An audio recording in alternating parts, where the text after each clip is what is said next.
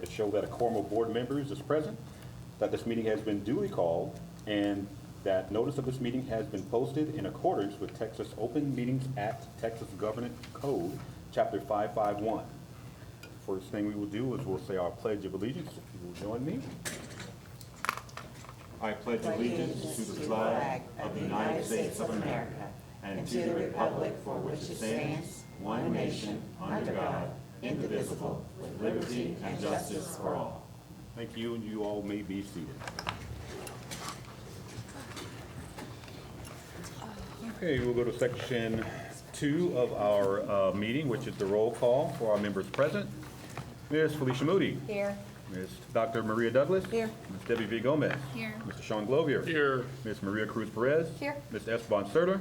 Here. Darrell Owens is here, so we have a full board of members. No one is missing. Next will be public comments on any agenda items, and I will ask Mr. Serta if he doesn't mind getting up and letting us know if anyone signed for any speakers on the agenda items. Agenda items, no, sir. Okay, thank you. No one has signed to speak on the agenda item. None on the. So then we'll go to any comments on non-agenda items. None. And no one has signed for any non-agenda items as well. Thank you very much. So then we will go to section 5, which is special district recognitions, and for that I'll turn it over to Dr. G. All right, so we start off with our PAW awards for September. I believe you all have your list, and I don't know who's starting us off. So. I might be. I can.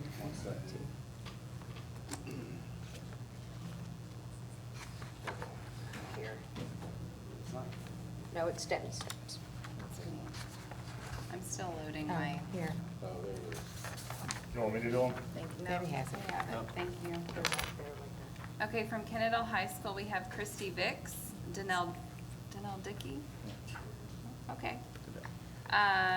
Heather Kane with 2, Heather Lake, Jennifer Andrews Cox, Kim Hunt, Lindsay Hammonds, Maggie Enlow, Nicole Barnes, Shannon Johnson, Shelley Fieski, Stephanie Shupp, Tracy Hadaway, William Ward, and from Facilities and Maintenance, Joseph Knappenberger. All right, and from Delaney, we have Katie Hartwell, Kelsey Matthews, Kim Casper, Lacey Hay, Theodora Guzman. Central office, we have Dr. Chad G. If you know that guy, say hello. Melissa Springfield. For Patterson, we have Carolina Clark, Josh Smith, Lisa Horton, Michelle Reagan, Taylor Pruitt. And from Arthur, we have Amanda Kovash, Marcy Harris, and Van Trent. And then at the Kennedale Junior High School, we are recognizing Alicia Perez, Amanda Mitchell, Angela Bruce, Brandon Lawson, Catalina Martinez, Chris Hendry, Cindy Smith, Donna Brown, Jessica Gilbert, Cara Lycos, Carrie Carr, Crystal Hunter, Lacey Brown, Linda Wittig, Marcus Lydia. Oh, sorry. Marcus Ross, Ryan Cochran, and Toby Stone. Congratulations to everyone. Yes,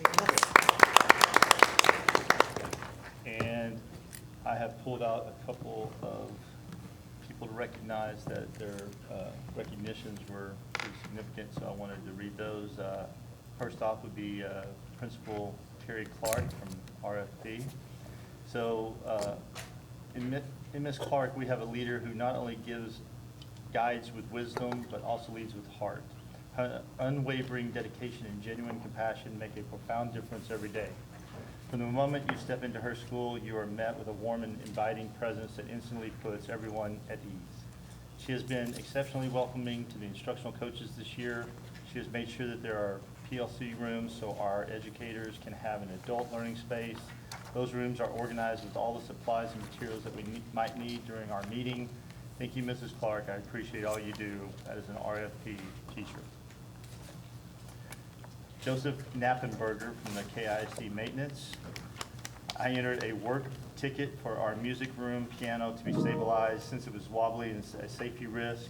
I attached photos for reference, and Joe came to see it in person once the ticket was received.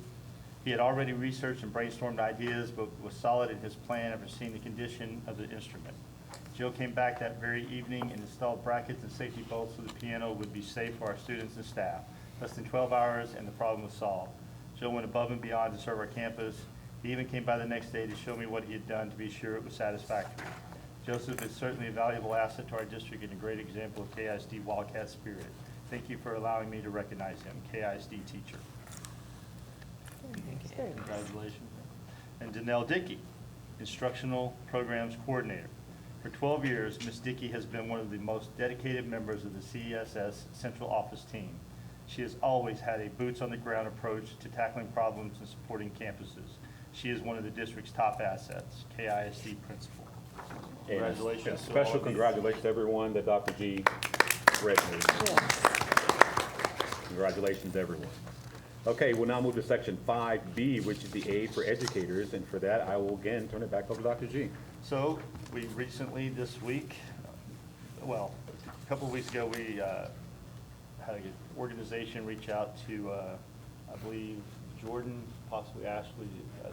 It was Ashley and then with Jordan. And they basically are a nonprofit group that was founded by a teacher in the Arlington area, and actually by her husband, who was tired of watching teachers spend their own money on their classrooms and on their students. So he formed this nonprofit, and they raised a bunch of funds, and these teachers go out and they do kind of, you remember the show, The Undercover Boss? Well, they try to do the undercover, teachers or whatever, and they go in and they, presuming that they're there for another reason, and then they award teachers. They're chosen randomly from a list. We gave them a list of our teachers, and they randomly selected them. And they gave out 13 awards the other day of $250 gift cards to Office Max. Awesome, yeah. So for the teachers to utilize in their classes. So that was over $3,250 for teachers to sit there and use in their classrooms. So we want to recognize them for their efforts and what they did for our staff. So Yes, thank you. And I think we're going to have some more partnerships with them in the future, so that's another benefit. So, fun morning. All right, thank you, Dr. G. We'll then move to section 6, which is the consent agenda. So all items on the consent agenda will be approved with one motion, unless something is removed from the consent agenda, and I've gotten none for that. So I'll entertain a motion regarding the consent agenda. Make a motion to approve all items under the consent agenda as presented. Motion by Dr. Douglas. Second. Second by Mr. Clovier. All in favor of the motion, let it be known by aye. Aye. Any opposed? And that motion passes unanimously. Okay, thank you. We'll now move to section 7, which is our informational part. These are for information only. And we'll start with 7A, which is going to be our construction update. And Dr. G, I'm assuming we have somebody we've seen before. Quite certain. Yeah. Evening, board members. This is a record. Love this. All right, let's bring you up to speed. We've got a lot going on, and a lot more to be going on in the near future. A lot of projects happening around Kennedale these days. We'll go back to the roofing at the high school. Things are moving along well. We've actually started cap sheet on a big chunk of the high school. We're working over the academic wing. CS Advantage has been very cooperative. Since our last meeting, we've had several sit-downs. They've adjusted their work strategy so that they don't really start the tear-off on the roofs until about 1-ish in the afternoon, 1:30 in the afternoon. Start turning on the kettles about 3, so that they're not really up and running until after 4 when the students are gone. Haven't had too many issues with smell, and they've been able to work through that. The parapet wall adds a safety factor that they weren't thinking about when we discussed the option of working after dark, but it's coming along so well. Looks like, optimistically, by the end of next week, worst case, mid-following week, the kettle will be gone at the high school. We'll be just working on the cap sheet at that facility, and then trim work will come in. I'm thinking we might be off that campus by the end of October. So coming along very well at the high school. Junior high, you can see the cap sheet going on there, the blue sealant there. The coping that goes around the expansion joints and the perimeter walls is ongoing now. All the sheet metal work is done. The cap sheet's pretty much done. There's one small section up on top, right in the middle of the school, where we've had to install a new drain. That drain should be completed, I think, this weekend, and then they'll put that cap sheet. The kettle's been gone for a while. I think folks have been mostly pleased around the campus, but if all goes well, we're gonna be off the campus in a couple weeks. We'll be done there with the metal trim and everything else. We need another toad strangler per Miss Bruce to make sure we've sealed up all the leaks, but the building's in pretty good shape. At Patterson, weather permitting, if not this weekend, by the end of next weekend, we'll be done. They're doing the coating over the weekends. They've got to cover all the mechanical equipment and vents, things like that when they're applying the coating. We don't really like doing that when the kids are there. More importantly, we don't want to put the coating on anybody's car. So they've been doing that work over the weekends. They hope to knock it out this weekend. If not, they'll knock it out next weekend, and we'll be done with roofing at Patterson. Same place where we were generally last time. We're looking forward to receiving units later this year. E3 is working on some punch list items throughout the district, but we're in great shape with HVAC and lighting. The PAC sound system, this thing is drug on. Kind of reminds me of another project I don't want to talk about, but they actually have received the new speakers that were delayed. They've got some cover plates that they're working on to make them look a little prettier than what you're seeing there in that picture. We weren't real happy with that, so they're working on the covers for those. Control boards going in. We're actually looking at finishing up and doing commissioning on that project within the next week and a half. So they'll be out of there and you'll have new sound. We do have one little issue Weston brought up. I think he's talked to Ms. Mode about it. Where all this equipment is, I don't know that you either don't have air conditioning or the air conditioning in that zone's not working right now. So we're kind of doing a little tangent to make sure we take care of that new equipment that we've just installed there in the equipment room right next to where your control board's going. We have actually started making a mess at the high school on the inside now. The campus was nice enough to evacuate the 100 wing. Demos going on. They're actually starting painting. You can see them finishing the flooring there, coming in and floating it out. It's going to take on a whole new look. We're going to have to, again, we're going to be kind of doing a leapfrog through the campus throughout the school year. We hope within the coming weeks we'll be starting work around the, for the additions on the campus. Want to make sure the roof is out of the way and we don't just stack too many materials and pieces of equipment on the campus at one time. It's been a big enough mess as it up to date, so we want to. It's going to hold off on that a little bit. Plus, we're still kind of working with the city on the site permit, but we are underway at the high school. At the junior high, last month you guys approved the GMP for the junior high. That got us to get the contracts together. They've been executed. Steele and Freeman's doing the buyout right now. We hope to be mobilizing in the next few weeks to start the big addition on the backside of the junior high and make Miss Bruce's life even more interesting than it is now. Warehouse, actually held our OAC meeting today. We've been holding off on mobilizing on that primarily because we didn't get permitting from the city. They're still holding our site permit. We made so many changes with the, and I don't mean to say anything disparaging about the city. They've been very cooperative, but we did change a lot of the parking and the drives around there, so they just want to make sure our drainage and all those elements are going to work the way they're supposed to work. We should have that permit shortly. With that in mind, we set a notice to proceed date for September 30th, so that's when they're going to jump in there and start knocking it out. And hats off to Ms. Mode and her staff because they pretty much cleaned the space out and they have us ready to get in there and start doing the renovation. Last month, you guys also approved the GMP or the CMAR for Delaney. We have had a meeting or two with the principal. We've got a meeting next week with the CM at risk to look at how we might actually tackle this thing. Getting creative, it looks like we'll be able to isolate hallways just like we're doing at the high school. Going to take some cooperation with staff, but we think we have a plan in place to minimize the amount of time we've got to move folks around, but actually be able to get in and get hallways done one at a time just like we're doing at the high school. Our hope is to have the CDs completed. Here, they're pretty much complete as of today, but put this out on the street and take bids around the first week of November. Best case scenario, the numbers come in right where we need them. We'll validate those. If it's right, we might be able to bring them to you for a GMP consideration in November, worst case, December.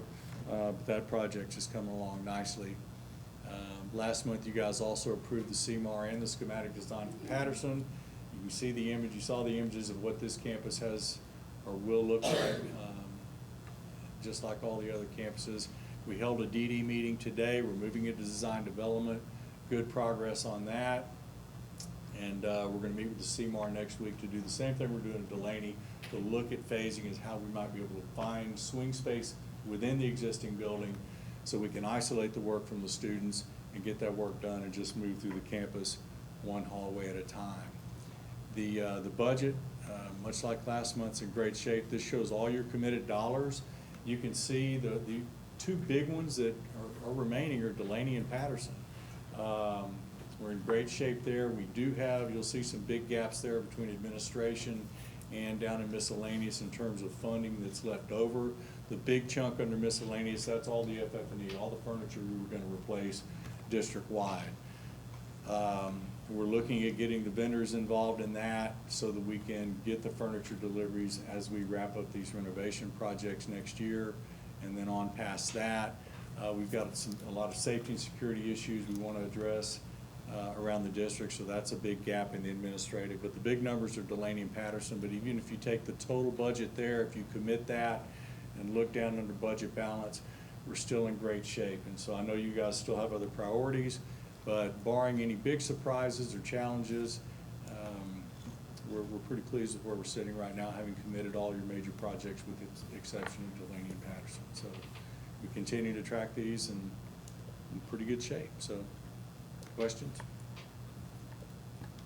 Just one for me. Mhm. I know that I'm really excited about things that are coming to an end, Mhm. you know. But I know that, like the roofs, Mhm. you know, I know that you mentioned that there's, you know, punch lists that they always have, you know, always have.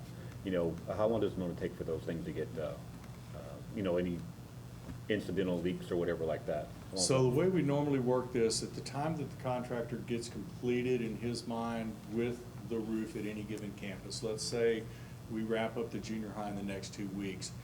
Within the next week and a half, the CS Advantage will begin working on their own internal punch list.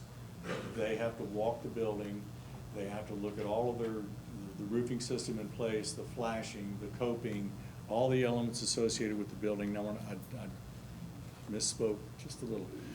What we found here over the last month is you guys have a big challenge with the metal siding that's around that clear story area in the high school. Those windows and that siding has been leaking for some time.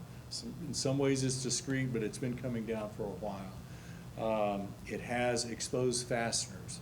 And by that I mean, if you think about maybe some of the metal buildings or roofs you've seen, you can actually see the screw heads in the wall or on the roof. That's the way it was put in, with exposed fasteners. Over time, those little rubber gaskets, they dry out, they come loose, you get leaks. So with the assistance of Wary and CS Advantage, we came up with an option to replace all of that siding, retrim all of the windows, and seal that clear story structure up. We're waiting on that metal material. So when I say the roof will be completed in 2 weeks, it will. We might even finish that metal siding if we can get the material in. Having said that, contractor will perform their own punch list and demonstrate to us that these are all the things we identified and this is how we fixed them. Once they're convinced that they're ready, they will request for us to do a substantial completion walkthrough and punch list. And that's when we and Wary will go out and actually punch the building. It takes weeks. Some of it, sometimes material, sometimes it's manpower, but it could be days to weeks to actually address all the little issues. So we don't expect it to stretch out too terribly long. But that's how we'll address each one of the campuses when they think they're at that substantial completion point. Okay. And that's the same way we operate with all the other projects as well.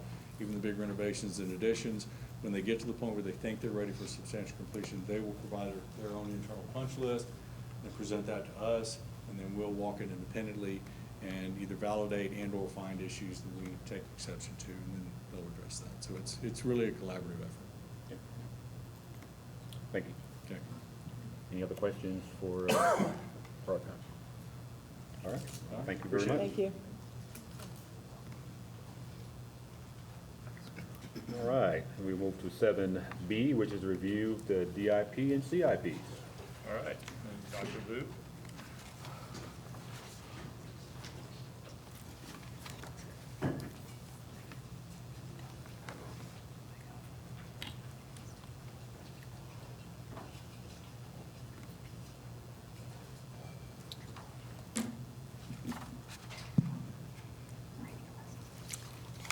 Good evening. Last month, I presented our annual achievement data. And this month, I'm going to tell you more about how we're going to use that data along with data collected during our comprehensive needs assessment in the spring of 2024 during our collaborative review of that data too. And we used it to make our district and campus improvement plans, our goals, performance objectives, and strategies. So per policy, the board shall approve annually district and campus performance objectives and shall ensure that the district and campus plans are mutually supportive and support the state goals and objectives. And so this is important because we're going to share all of our performance objectives along with our strategies when we're presenting the district and campus plans. But at the end of this, the board will only approve the performance objectives. And so when you're thinking about continuous improvement, you start with two questions. What makes a school good, and how do you measure it? And so with that, we have our comprehensive needs assessment. So we're talking about last year. So at the end of last year, we got together, we formed multiple committees across the district, including, and the campuses participated as well, to look at some key areas. We looked at multiple forms of data. We looked at, in addition to achievement data, we looked at attendance data. We looked at survey data. We looked at qualitative data collected in the classrooms. We used the Power Walk dashboard. We use all kinds of things to think through and create our list of needs. What are our list of needs? What are our list of opportunities within the district to be better? And then we prioritized those needs and created our plans. And so just some demographic highlights. This is from 9/9 when I created this presentation. I think our enrollment's a little bit up from this. But you can see enrollment by grade level, enrollment by gender. You can see a little bit about our special programs and ethnicity. Here we have enrollment by campus. Again, this was created earlier this month. We have our ethnic distribution. Again, we have a pretty consistent distribution between our top 3 ethnicities. We are at 26 languages, which is a pretty big increase from where we were in 2018.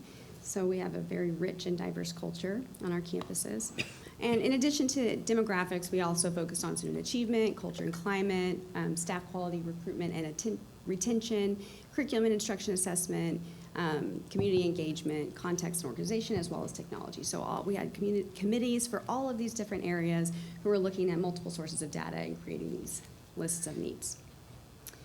And from there, we have our goals. These are the goals that we have had in our district and campus plans for the past several years that were approved by the board in 2021. The first goal focuses on student achievement. The second goal focuses on engaged students, families, and community. The third goal focuses on safe and supportive learning community. And the fourth is highly effective systems. So in talking about measuring success, we have to really think about what that looks like. So we do need to account for some confounding factors. We can mitigate, but we cannot eliminate. There are some things that happen outside the school walls that we're not able to necessarily change, but we do think deliberately about what is within our sphere of control.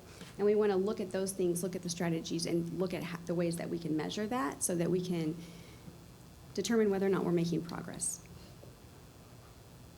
So we have our long-range goals, 3 to 5 years, that identify the focus of our improvement efforts. And as I said, those have been consistent for several years, and they are very similar across district improvement plans across the state. And then we have our performance objectives. Essentially, our performance objectives are annual goals. And so those are things that change based on our comprehensive needs assessment. And from those annual goals, we have a list of strategies. And so with that, I'm going to introduce our campus principals. We are going to hear from each of our campus principals. They're going to present their campus improvement plans. They have provided a handout for you. In addition to the full plan, there's a handout that's meant to provide a high-level overview of the campus's top priorities in a way that's easy for you to digest and look through. And you also have the full plan as well. So with that, I'm going to step aside and introduce Ms. Wells.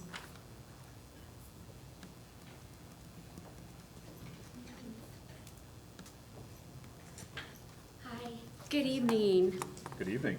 So at the end of each year, we conduct a campus needs assessment. This is a time to reflect on areas of success, areas of growth. It's also a time for our staff to take a moment and reflect, study our data, and use it to not only improve our campus, but our craft as well. So how do we ensure that our students have the ability and the drive to succeed? Well, we do this by creating a SIP. And these are our findings. So our first performance objective, number 1, is to increase student achievement. We're doing this with HQIM and RBs and engaging in PLCs both in and out of the classroom. Our first strategy is that all grade level teachers will use district-approved curriculum along with field trips that will complement these experiences. Performance objective number 2, early learners will participate in programs that promote post-secondary readiness. First strategy is Kinder and First will participate in Zello, which will support their goal setting and data tracking. I did forget a strategy number 2 in my performance objective number 1, I apologize. We're gonna do power walks in all the grade levels, and this is gonna show the consistent use of RBs, that they're integrated into the daily lessons. Performance objective number 3 is ECC will provide professional development for our faculty. Strategy number 1, I apologize, is faculty will participate in continued training of conscious discipline. And that's our ESL program. So for goal number 2, performance objective number 1 is JAA ECC will provide opportunities for parental involvement through parent nights and parent-teacher conferences. Our strategy number 1 is curriculum night. And we do that, we've already done that, and it paves the way for Spring Into Curriculum. And this is a night where we bring our parents in and we teach them skills and strategies that they can implement at home, and they take away materials. Performance objective number 2 is we will create a welcoming, transparent learning community for all stakeholders. We do this with our strategy number 2. We communicate with parents through Facebook, Parent Square, and teacher communication. Goal number 3, performance objective number 1, all students will engage in SEL using zones of regulation and conscious discipline. Our first strategy is we have a master schedule that has 15-minute block for SEL, along with weekly counselor's lessons. Let's be honest, we have little kids with big feelings. And so we try to monitor that every day. Performance objective number 2 is we will create a collaborative, positive culture on our campus. Our first strategy is monthly faculty meetings alongside monthly new teacher meetings. And so those are some of the things, these are the most important things that we're gonna really do on our campus. Do you have any questions? What you just mentioned about monthly new teacher meetings, is that part of your coaching and they're partnered with someone, or who is involved? No, what I do is we have a faculty meeting on the second Tuesday of every month. The third Tuesday is for my new teachers. I want them to be able to come in, and I want us to do it in a more intimate So just atmosphere. new And they, teachers yes, coming in. and then I'm there to support. Like, let me tell you what's going on, what to do, how can I help you? Just a smaller. Yeah, just a smaller setting. I just want them to feel comfortable so they can come to me and say, hey, I don't understand this, and not feel like, oh God, I gotta go tell her. Yeah, yeah, that's good. Okay? All right, thank you.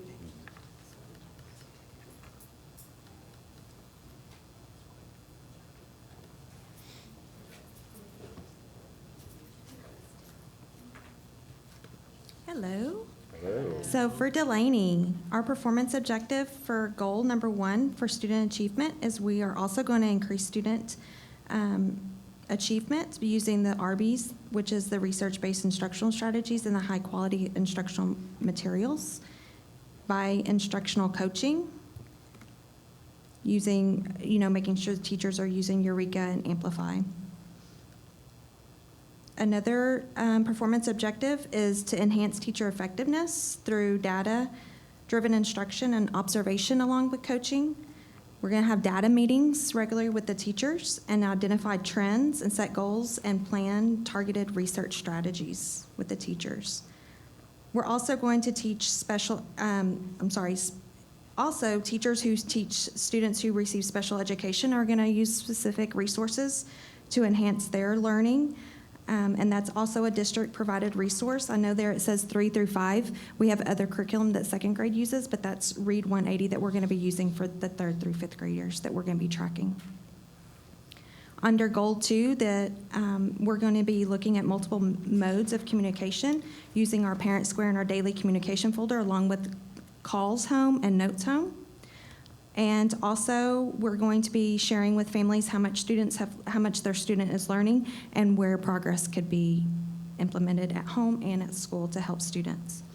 We're also going to be looking at extracurricular after school and before school activities. Right now we have choir, and we started it, and she had 95 kids show up the first morning. So we had to split that into 4th grade and 5th grade, and we're only targeting 4th grade and 5th grade right now. And so we had to split that into 2 different, so they can only meet once a week instead of twice a week because she had too many students, which is a good problem to have.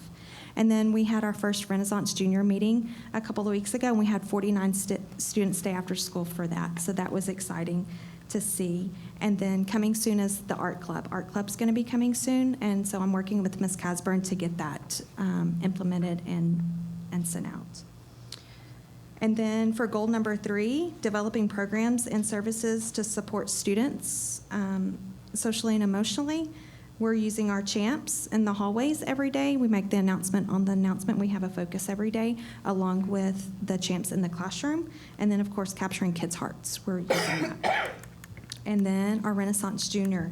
We have our 2nd celebration tomorrow. So every 3 weeks we celebrate the students who have followed directions and met the requirement to participate. And so we're going to have a Glow Crazy Day tomorrow. And so from 2:45 to 3:15, they're going to be able to leave their classrooms and go to the gym and have a glow party. And then the last one is our Safe and Secure campus, where we're supporting those students who need behavior support through our Redirect and Refocus R&R room. Questions? Any questions? What's the event called tomorrow, for tomorrow? It's our Renaissance Junior, so we started that program kind of off of secondary, and so we're just calling it Renaissance Junior, but it's the Glow Party, but it's Glow Crazy is what we're calling it instead of Go Crazy. What time was it again? I'm sorry? What, 2:45? 2:45 to 3:15. Y'all stop by. I might be. Okay, thank you. All right, thank you. Thank you, Ms. Pam.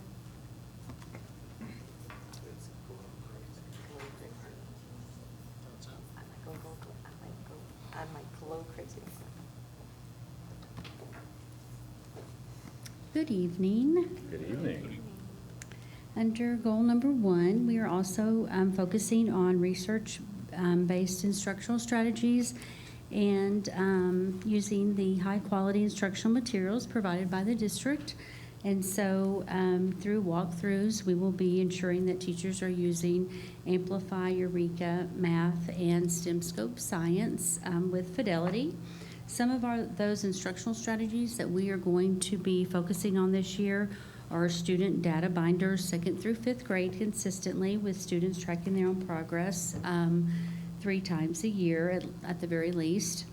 And then we had a lot of success in the spring with after-school tutoring, so we are starting that September 30th, and we are going to do that year-round. So we're really excited about that.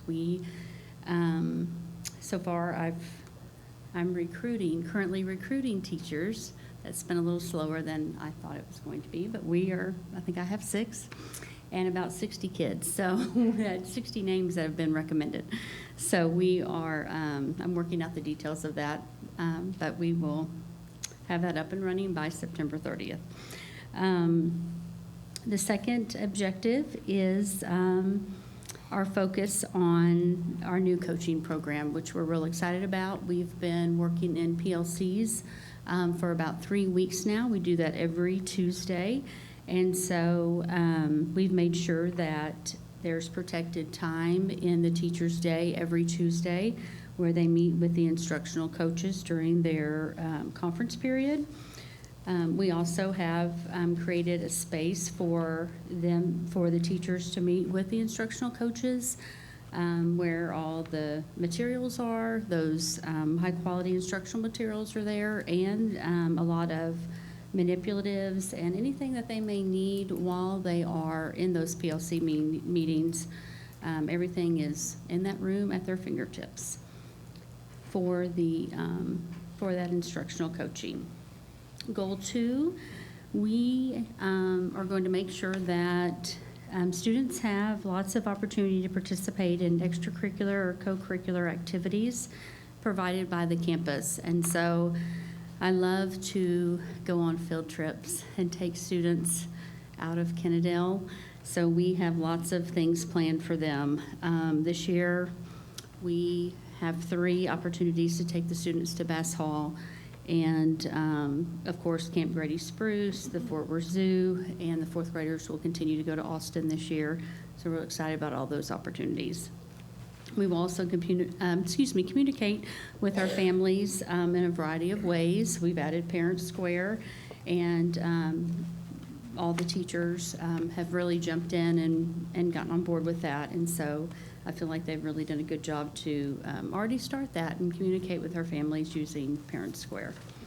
And then last but not least, goal 3, a safe and supportive learning community.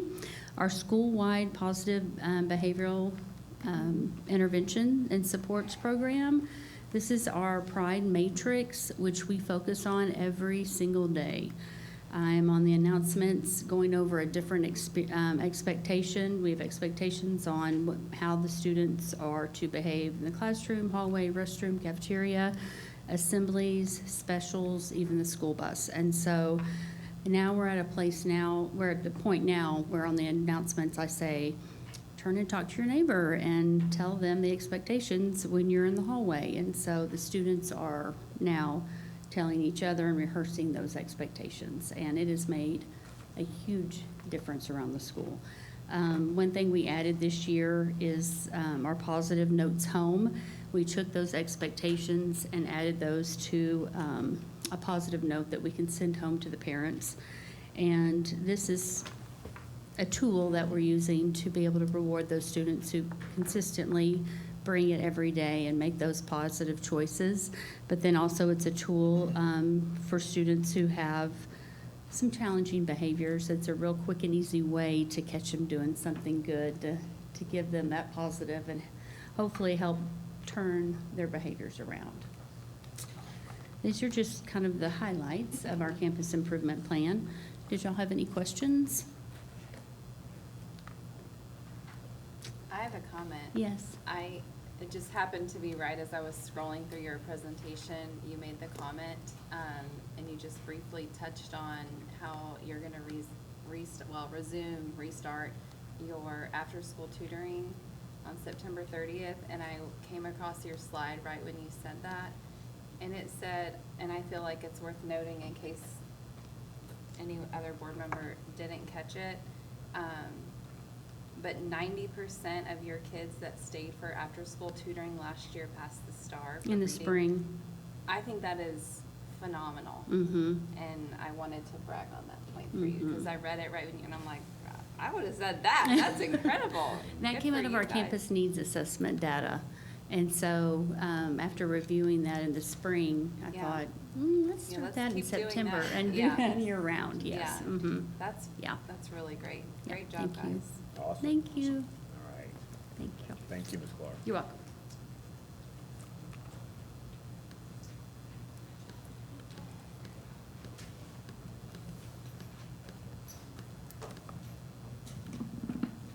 Good evening. Thank you for letting me talk to you about the most awesome gym, the junior high.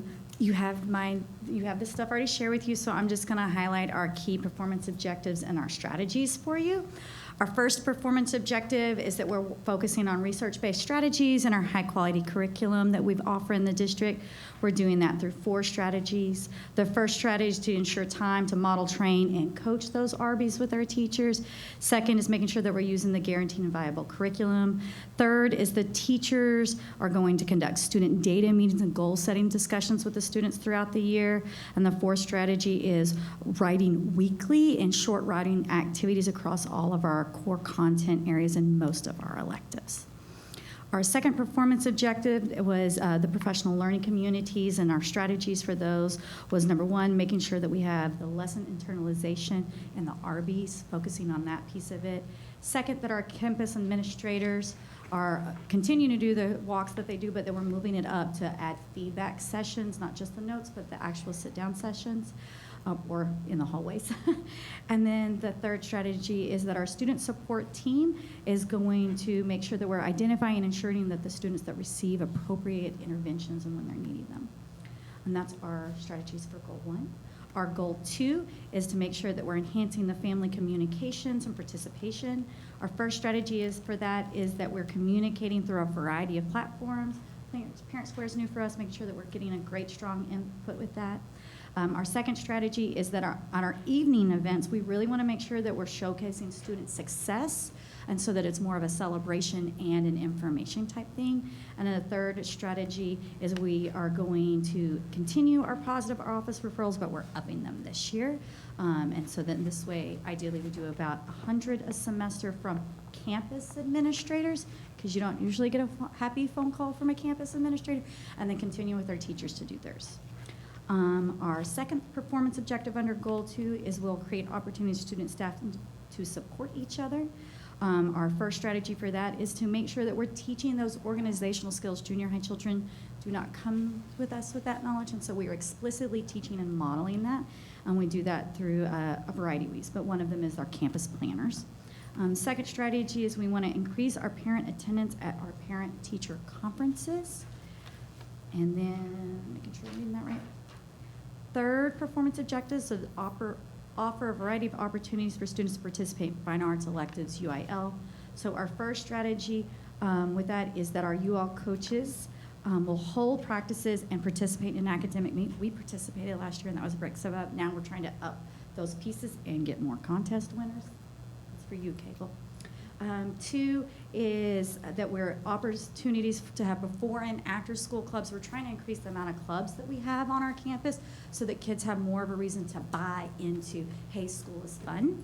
And then a third strategy is making sure that our athletics and fine arts have real big, morose teams to compete with. Our third goal is safe and supportive learning environment. First performance objective is safety and social emotional wellness of our students, staff, and community. First strategy is making sure that we're implementing our Capturing Kids heart training workshops that we've been attending. And this year, our big push is on the 4 guiding questions. Second strategy is that our Aurora teachers and our 8th grade ELAR teachers are giving and reviewing our SEL curriculum through second steps, teaching, modeling how we handle situations, because all children can have a different lens to learn from. Third strategy is provide opportunities for our prevention education programs, like the Play It Safe type activities. Our fourth strategy, and this one came out of our CNA, was that we wanted to dive into culturally responsive teaching practices on our campus and making sure that we have a larger knowledge base and making sure that we're more inclusive and reaching all of our students. Strategy 5 is that our communities and school personnel will support and maintain a full caseload. That moves us on to our second performance objective, which is about culture and collaboration and feeling heard from our staff. A lot of that is. First strategy is that we will have campus culture committees that align with our CNA. And then the second strategy is that they will convene quarterly and provide the direction and leadership that contributes to that classroom, to the campus culture. Our third performance objective is to enhance our support systems for recognizing the great things kids do. And our first strategy on that is to implement quarterly awards, so recognizing that academic success more routinely throughout the year. Second strategy is to celebrate students who are consistently demonstrative positive behaviors. Renaissance, that's where that's coming in, is the Renaissance.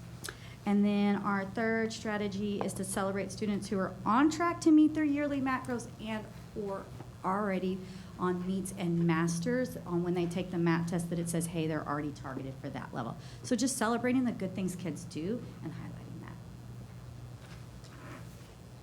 Thank you. Thank you, Ms. Briggs. Thank you.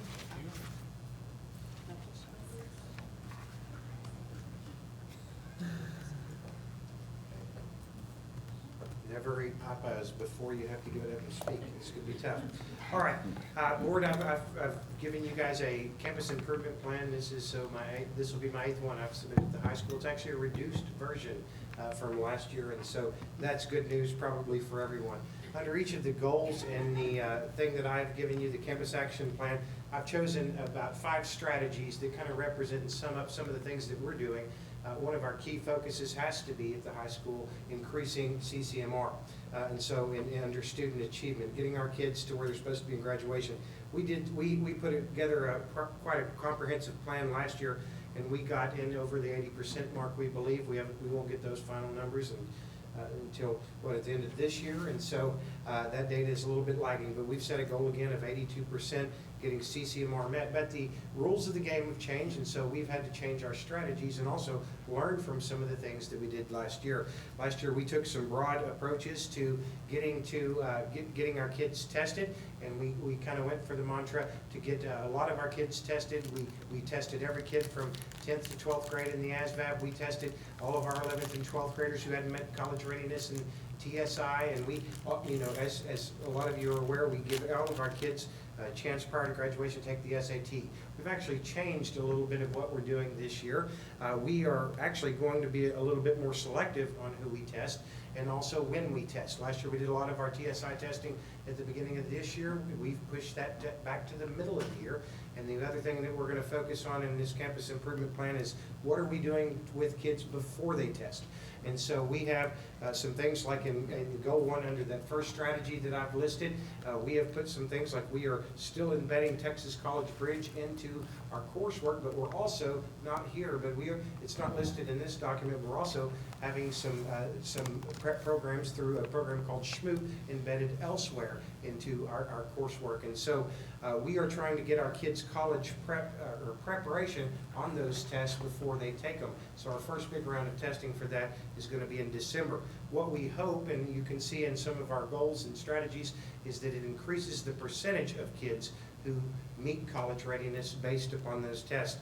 Some other things that we are doing, we are trying to use some data to track kids a little bit better. There on page 2, one of the things that we are looking at last year that we needed to do better was to increase the percentage of kids who actually complete or meet college readiness through dual credit, AP, and some of those other offerings that we have. For instance, one of the dual credit courses that we had where kids struggled in completion last year was college algebra. Well, we've been aware of that and cognizant of that and making some efforts. And on our first dual credit exam in college algebra, we had a 19-point increase in that Unit 1 exam. And so hopefully last year where some kids got off to a bad start, hopefully this year we've turned things around already and gotten kids off to a good start. So we're being a little bit smarter with data. We are working with the CSS department. They are providing good sources of data, and now our campus is trying to be smarter in what we do with it. Another thing we're trying to be smarter with, and there is the IBC certifications. That's another way kids can get college readiness. We are trying to align all of our courses to that, but this year we're also trying to test a little bit earlier in the year and have a well-developed testing schedule so that towards the end of the year we know when our kids are going to test, we know how they're going to test, and we're going to be able to maybe have some opportunities if kids do not pass those certification tests, maybe to test them again through some remediation. So we're trying to use smarter scheduling and planning. And then we are also working, again, with, I got another part there in the ASVAB and working with our military recruiters. Met with the Army recruiter the other day. We've already got a schedule set up. We're trying to host a number of events each month for our military recruiters, but also this year we're not going to do the broad stroke testing we did with ASVAB, but we do have 3 opportunities with them, so we want to give kids that opportunity. I want to note today we do a lot of things well at Kennedale High School. If any of you, and some of you have been to our CCMR fair, and it has about 75, 80 vendors the last couple of years. We've actually had one of our first requests for another school to come to ours this year. And so learned about that today, and who knows, and that's going to go to another strategy I'm going to get to in a minute, but we have become a popular source with one of the larger career fairs in the area. All right, but under goal number 2, we are working on communication. To get to all these things and meet all these goals, we got to have good communication. We have switched to Parent Square, which we know is a different platform. It's a new platform. But one of the keys that we're working on is two-way communications with our groups, like band. This is giving us some ability to communicate through the Parent Square app. They're switching over from different apps. So we've got some different goals in other campuses. We're trying to rein everybody into using this one platform, and we've got some goals there. Of course, we've got parents as partners. We have a lot of parent programs, but we've made some better definitions of what those are and how many we want to have in this campus improvement plan. And so we are trying to bring our parents in. We're also trying to set another positive culture. Under goal 3, I think I skipped a page. Under goal, with the communication, I'm going to go back and skip a page. I've said that we are going to aggressively try to recruit kids to get and stabilize our enrollment through the open enrollment, which you guys have offered us. As of today, we're at 947 kids. And so just check that. And right now, we have about 80 student transfers and 2 pending. And so what that's allowed, I've set some goals in there for us. We're already meeting that bottom number as it has helped us get back to almost the 950 mark, which puts us in pretty good shape. But with that, all of that and that communication, we talked about Career Day. We're going to have our registration nights continue from parents, as we have a lot of opportunities for parents to learn about school, the kids' graduation plans and things to do after high school. But in goal number 3, we're trying to provide a safe and supportive school. Let you guys know we're going to continue positive officer referrals. There's one board member here tonight whose kid will get a phone call tomorrow. They are on this week's positive referral list. And so we're gonna keep doing that. We've already made in the mid-20s of phone calls positively to parents to build that connection. We do have the CISS program. I don't know how much you know, but we have added a half-time position at the high school, and that is for a CIS CCMR specialist. They are expanding their program. By the way, I don't know if you see the newsletters I send out through Parent Square and all of that and some updates, but this year they have actually added an in-person clinic. Any parent, any kid, any employee in Kennedale ISD can go to their counseling clinic, which is in Fort Worth. And so neat stuff in that program. But anyway, we are going to continue to develop community partnerships. We've got a lot of great ones. Right now in CIS, we have got a lot of things that going on, not only in their normal program, but they have now started to work with kids in that CCMR program. They were registering kids for their FAFSA IDs this week and doing a host of other things. But with CIS, that has been a great community outreach, just like all of our community partners. Getting to the last point, one thing that our school board, I think everybody has told us, is that we need to have we need to get our campus discipline and get control of some tardies and some chronic attendance and all of those things. I hope we've got it off to a better start. The one thing that's different, each year we draft a campus management behavior plan. What's different this year? This year we involved a lot more with our teachers. We have a committee of teachers that are meeting with our assistant principals, and our assistant principals administrators are meeting with our district level officials and Dr. G and the other campuses, and what that's got is better alignment, and we've gotten off to a better start. So I hope that we're seeing that. Some of you have been in the school. I know 2 of you have recently, and one near the beginning of school. Come on up and see. Kendall High School is a great place. And then we talk about recruiting and retaining teachers. We are getting better retention with our teachers. We also retained all of our parents, all of our assistant principals last year. And all of that better retention has led to more consistency, and that's what we need to continue to do. We do have the instructional coaches coming to work over with our teachers, but also our administrators are working to blend into that model with what we're doing. And then to support them, the new to district teachers, we have a new to district teacher academy. We've already met twice to make sure that they're on board. In the last meeting this week, we went over how to read map reports, talk to kids, and give those to parents. With all that said, hopefully this is going to be the best year ever. Any questions? Hang on a second. You got a question? No? I do have a comment, because Okay. the ladies that I took around your campus the other day, of course, they were impressed on all of our campuses, and lots of kudos, but they said, it's amazing, there are no kids in the hallways here. Well, I hope they weren't in the construction area. Compliment? No. They weren't supposed to be in that It was hallway. good. I sweat anytime we had in the building, and I know that Dr. Douglas brought a group, and I talk about the partnerships. I always say with Dr. Vigla, she has a good saying, or you can't be a prophet in your own land, and I can talk to the kids about stuff, and but we had an outside group come in, and a nonpartisan group, and came in, and they talked to the kids about voter registration. And that partnership and the response that we got from the kids and the questions they were asking was a lot better when they just hear it from me from year to year. So those partnerships are really good, but it was great to have them. And good. Keep up the good work. So all of them. Good job. Thank you, All right, good Mr. job. Kegel. Thank you. All right. This was the slide that was meant to go with that. We've seen this a lot. You all have been here, many of you on your second term. This was amazing. The principals have done such amazing work. I am so proud of their campus improvement plans. If you have a moment, go back and look at the ones from 3 years ago, and we have measurable strategies. We have good aligned strategies. I'm so happy. Oh, we practiced last week. We talked about brevity and targeted information, and good job. Good job. Yes, thank you. Need to get back to, I'll hurry. But I'm so proud of them. You did such a good job.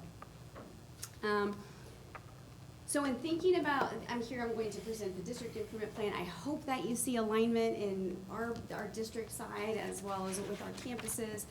We have our drivers, and thinking about our overall approach to district improvement planning, we are prioritizing these essential actions among our leadership team. And so you'll see cooperative effort versus the egg crate model for teaching. And that's something, I heard that in grad school, and it really stuck out to me.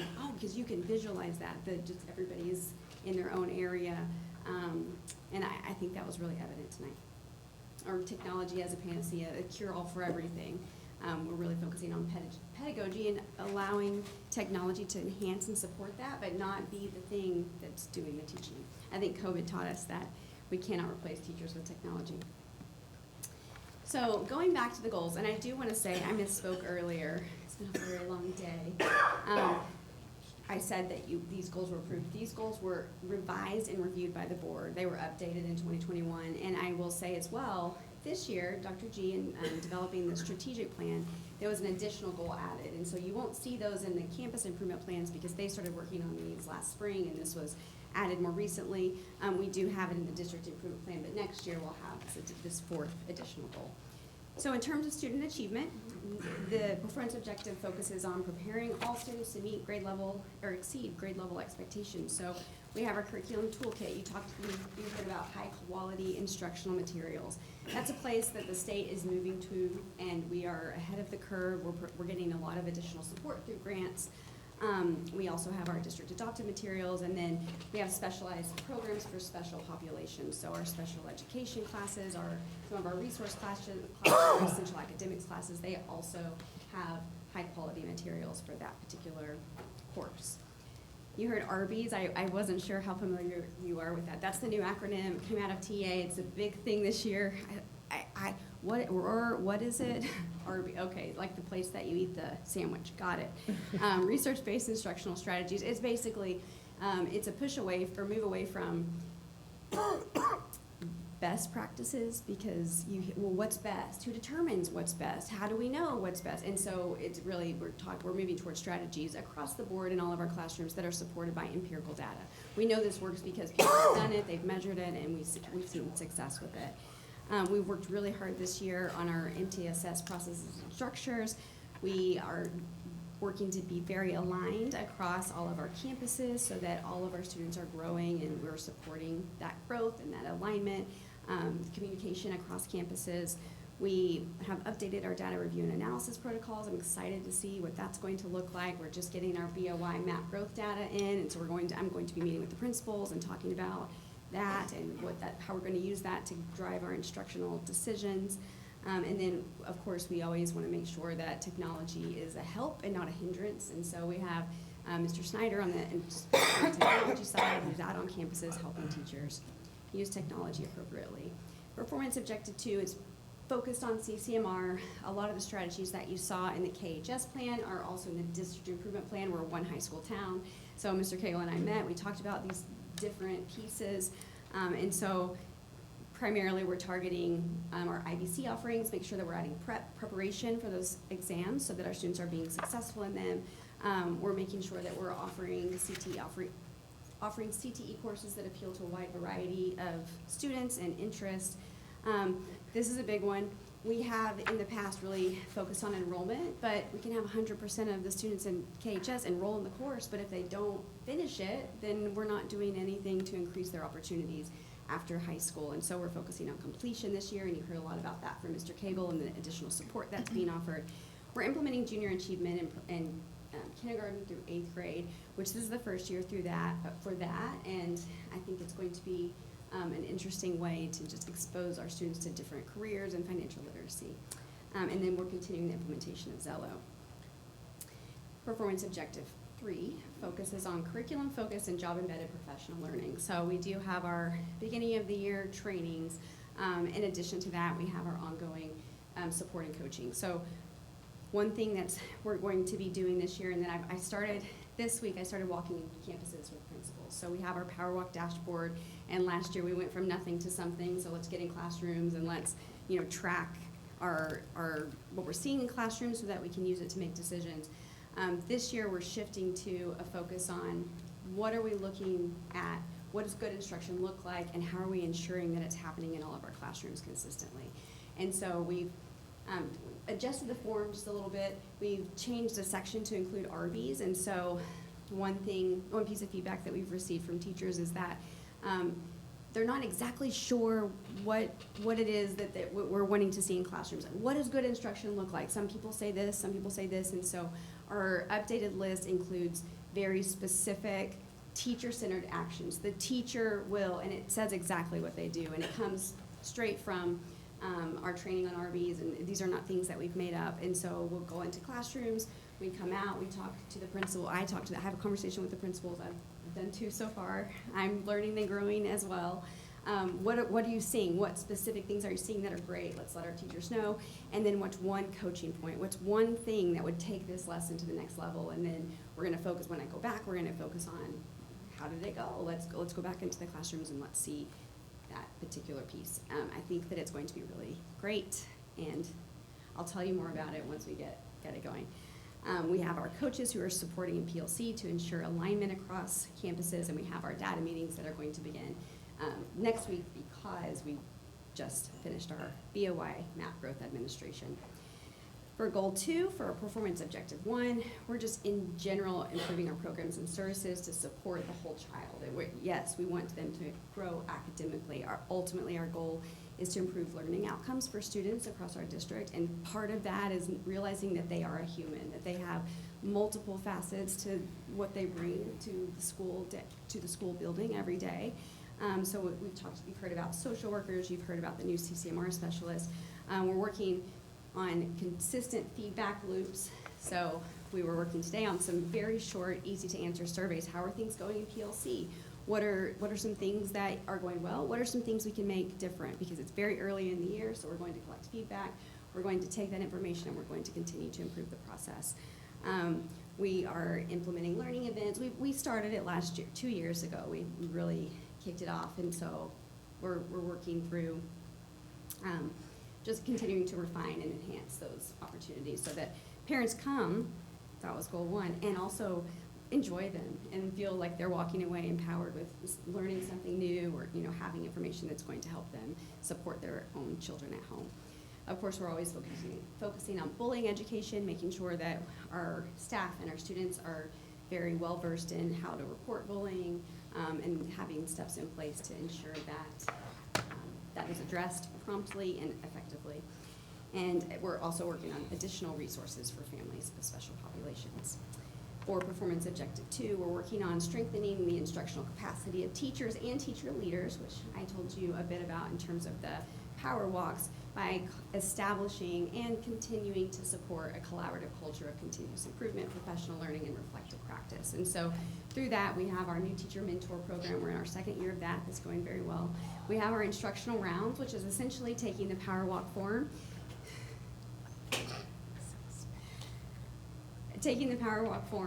and having a group of principals go into a classroom and then leave the classroom and let's have a conversation about it. Let's establish a common language. Let's agree on what great instruction looks like. And so that's where we do that with principals, assistant principals, and this year we're going to bring in the instructional coaches as well so that we're all on the same page. We have leadership coaching. I have a coach, our principals have a coach, our teachers have a coach. We really are trying to live and model the idea that none of us know everything and we're continuing to learn and grow, and that is why and how we thrive. And then I spoke about the instructional coaching as well. So for goal 3, we have safe and secure learning conditions. So we're focusing specifically on attendance, truancy, and discipline. We have an employee dedicated to attendance and truancy this year, which is new, is different than we've done in the past, and so she's very excited about it. I didn't see her. She's in my office. It's Ms. Harrigan. And I texted her, where are you? I don't see you in your office. She said, I'm at the high school doing attendance meetings with Dr. Robinson. So it's a great time to start. It's early in the year. We have campus safety teams, scenario-based training, and threat assessment teams, and we're just overall working to enhance our infrastructure. Can you touch on what that role is gonna look like? What specifically? What is Attendance she, trends. what is an attendance? So she's pulling the reports, she's making sure that they're accurate. So if there's a student who was here all day except for 2 periods, was that a clerical error, or did the student take an extended lunch?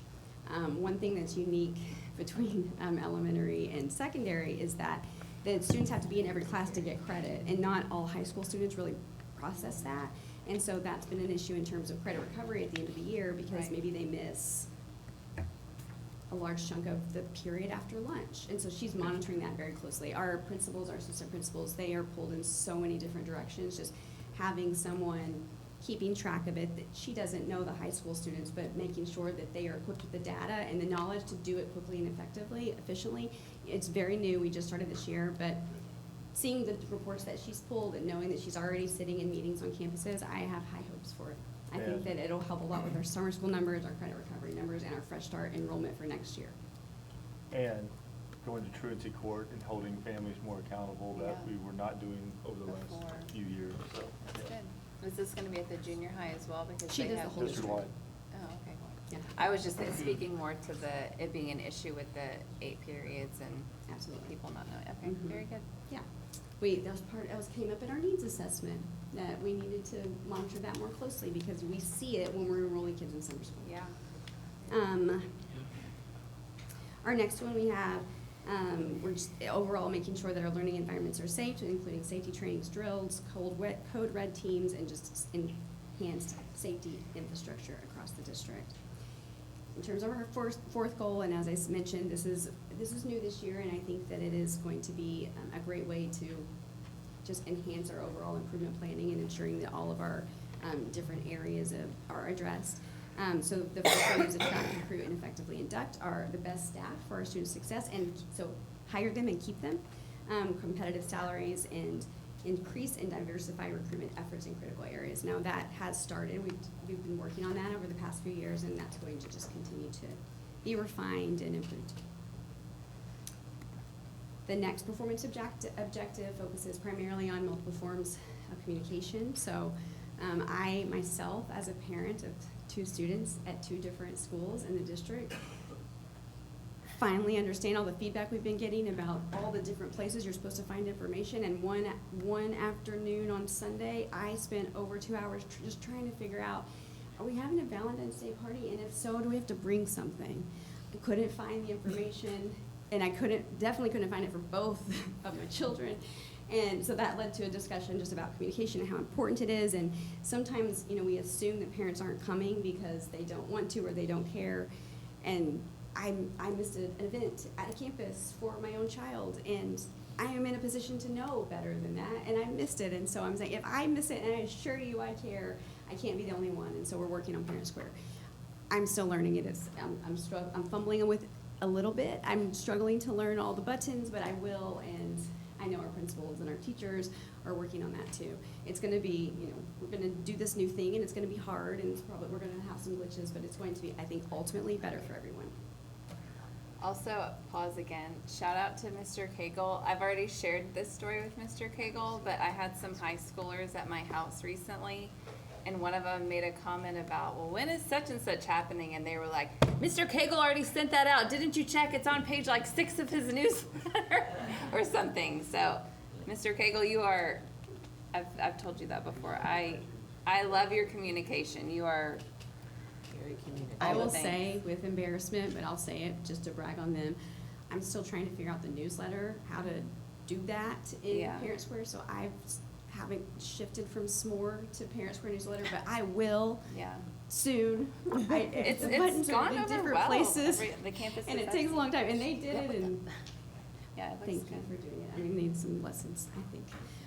But those things, and when there are additional features that we haven't used, so they have sign-up forms, so who's gonna bring what to the class, you don't have to have a separate form that can be embedded. There's so many things that are available, and The once we learn how to translation is use them and much click the better. right buttons. Say it again. The translation it Yes, uses the is translation much better. piece is It's better. actually, the communication comes across in the right language. Wonderful. At the, they had at the junior high, Noah's in National Junior Honor Society, and the teacher in charge of that sent a poll for. You can do there's polls. so many things. I don't know was that like, button this is either. impressive.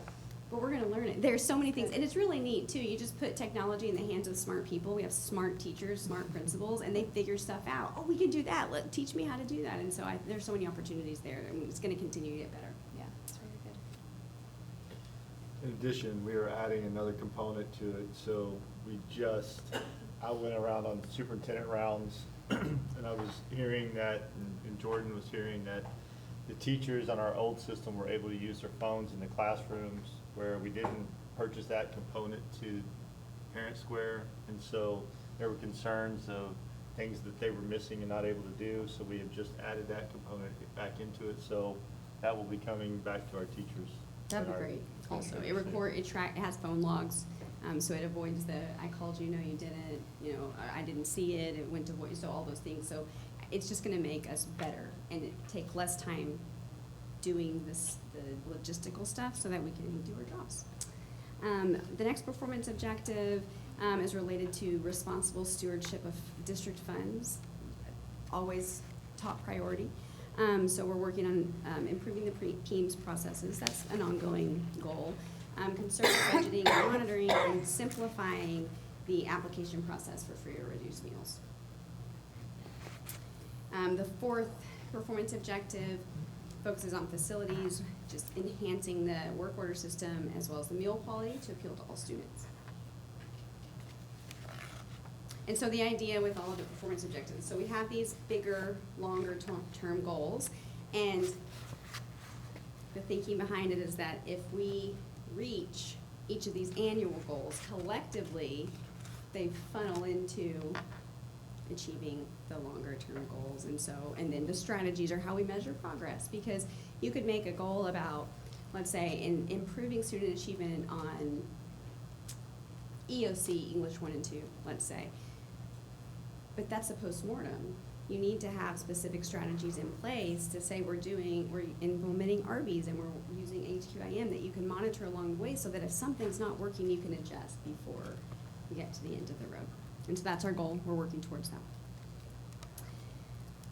In terms of resources and just leveraging our opportunities, I think all of these things have been discussed in front of the board at some point, but we have several grants. We've been very proactive in just getting additional support and funds. So we have our LASSO grant that has funded our instructional materials. I have spoken to district leaders in many districts, and the state is pushing us in this direction, and we have the materials and they don't. And I've been asked, how are you paying for this? They're not funding it until next year.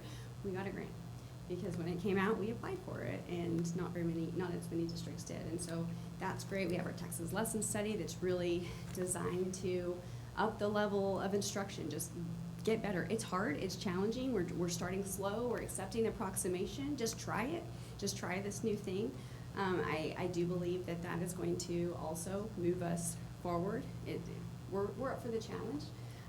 We also know that we have to be reasonable about what we're asking people to do. I had a long and productive discussion about that today with one of our representatives from Region 11. Effective advising framework, which is related to CCMR and just our long-term planning strategy, academic planning strategy, and then Texas strategic leadership. I mentioned I have a coach. Dr. G has a coach. We have support at every level. We all are here to learn and grow and get better, and we are not just saying that we're doing it, we're actually doing it.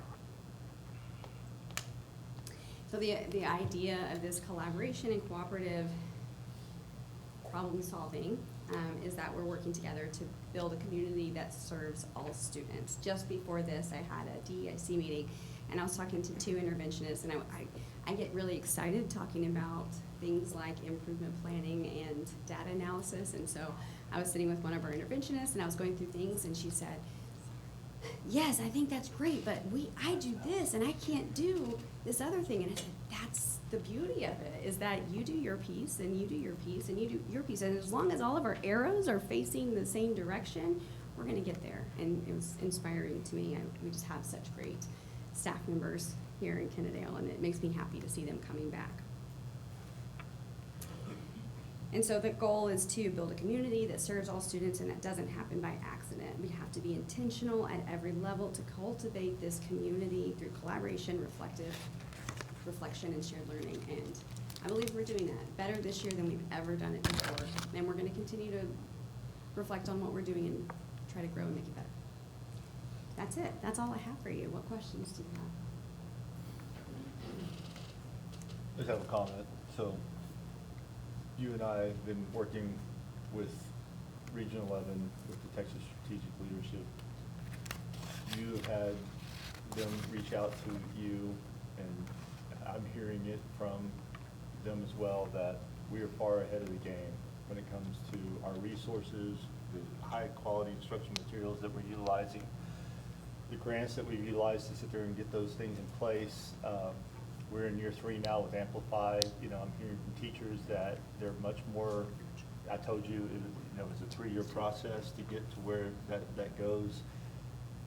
We're far ahead of the game when it comes to where other people are trying to catch up with these resources that the state is basically moving everybody to. So. And it's been challenging. It's been hard. The great news is that we're doing it before everybody else, and so now everybody's coming to us. What did you do? How did you do this? How are you making this work? And so we feel like the experts, which is nice when you work as hard as we all do. It is good. So I just want to take you back a little bit. Just one thing, I think I have it, but I'm not sure I have it. When you talk about the cultural teaching, going to enhance that, just give me a little bit of what that. Tell me more about your question. What are you asking? That's really what my question is. Culturally responsive teaching. Was that on the slide? That was actually specifically talked about by Ms. Bruce, excuse me. You want to come on down? I see what you're Hi, welcome.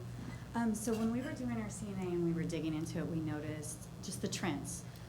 We've talked about student disproportionality over the years, and we just kind of noticed some things. And one of the things that the committee was theorizing was, since we've had a shift in our population over the last few years, are we as fresh and reaching our children in the best way? So I reached out to Region 11 and spoke to a Dr. Ivy and Ms. Macon and said, hey, we're wanting some more information. And Dr. Macon, I went to some trainings with you about how to best teach African American boys and Hispanic boys a couple of years ago. And she was like, yeah, I know exactly what you were talking about. I'm like, we want a little of this and a little of that. And so we started with that already. And we brought them in. They gifted us 2 training sessions, possibly 3, to come out and just enhance our teachers' knowledge, because knowledge is power. Does that answer?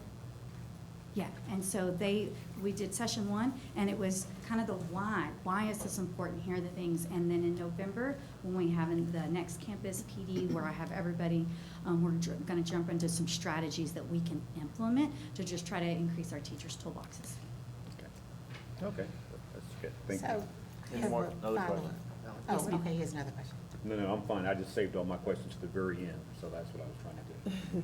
So that goes back to, I looked at the teachers, the principals' CIPs, but it goes to what you just said speaks to district expectations or mindset.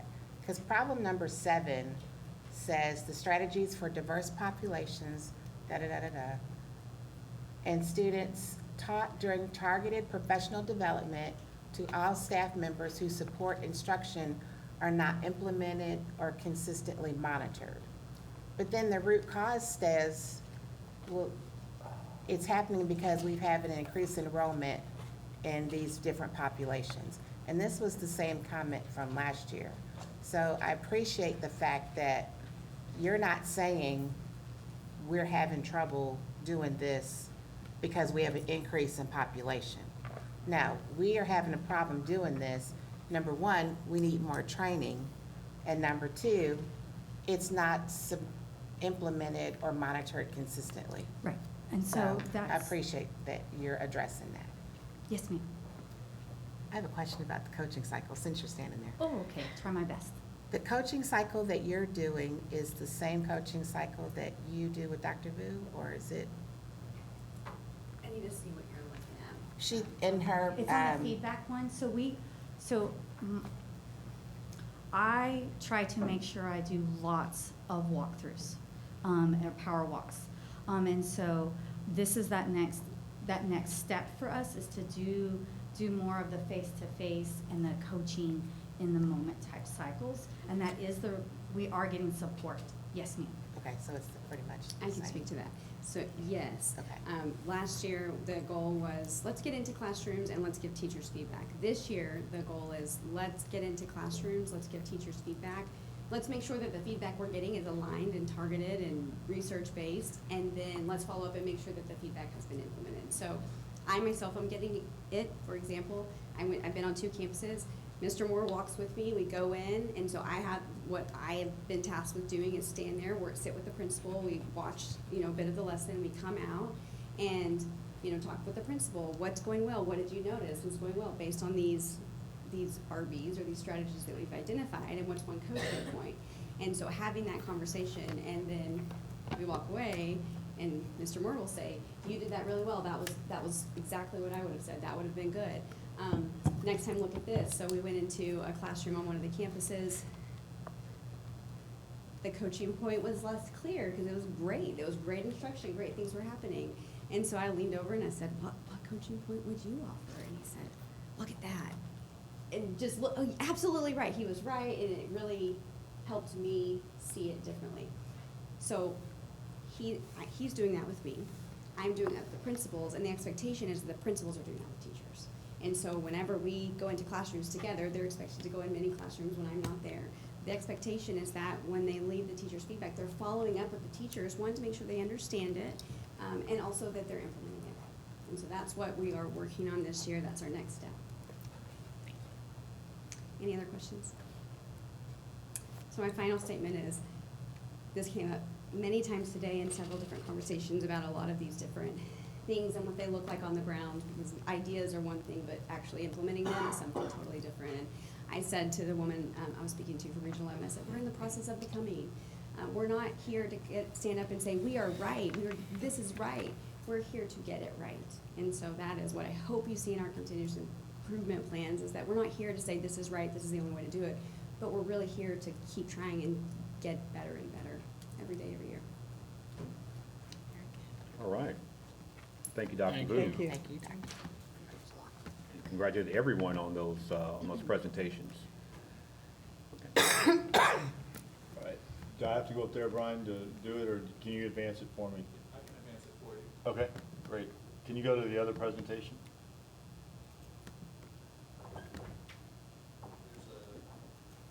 This one? Yes. So 7C is the academic strategy plan. All right. Dr. Vu, I'm not sorry. That's me. No. Dr. G. Okay, so you've been hearing me speak about the Texas Strategic Leadership Initiative. This was a thing that we were invited to join last year. I've gone to a Houston to go tour schools and been to San Antonio with it. Dr. Vu and our staff have been to Crowley to tour schools. A lot of this was based around the high-quality instructional materials and the utilization of Amplify and Carnegie Math and Eureka. Whenever we looked at it, TEA, this was a grant that was given by TEA for the service centers to provide that executive coaching and to help districts divide or devise strategic plans. And looking at it, I started saying, well, okay, that's great, a strategic plan, but we just passed a $98 million bond. We have facilities, we have a lot of things already in place that are working. We also had a lot of things that were in place that we were already doing, and I was really concerned about TEA coming in and trying to tell us how to redo everything. And so I was really hesitant to kind of join in on this group, and it took a while to kind of buy into what they were doing. But in the end, it's been very good for us because, you know, I really kind of treated it like an audit of like, how do we move? You know, we've been doing all these things, we put all these things in place, and we're doing this, and we're doing this, but how do we get over that hump? You know, and I really feel like we are getting over the hump now, and we're really targeting, you know, if you notice in all the plans, the alignment that you saw throughout the plans, and that alignment with our goals in our district, and the alignment with our scorecard, and the alignment that we just are moving forward with. And so I really wanted to sit there and utilize this as an audit to kind of have outside eyes come and look at and kind of evaluate what we're doing, and we're doing good stuff. And we just need to get over the hump. And that was really kind of where we were at with it. And so we joined it. It's been productive. I really utilized this and turned it, instead of saying strategic plan, we are calling it our academic strategic plan. So you saw the other document that Brian had pulled up on the slide. I've got copies of it here, and I'll pass those out to you, or you can pass those down. But the reality is, we don't need a strategic plan because we have other things in place. What we needed was focusing our academic strategic plan, and that's really what came out of all of this.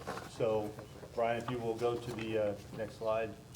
So there were 4 areas that we targeted, looking at two main areas: student experience and critical systems, you know, enabling systems. We had systems in place. We had lots of systems in place.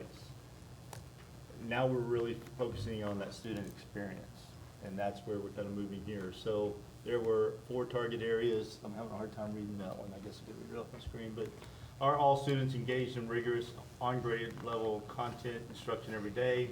Are all students experiencing a welcoming learning environment with high, clear expectations that enable them to learn?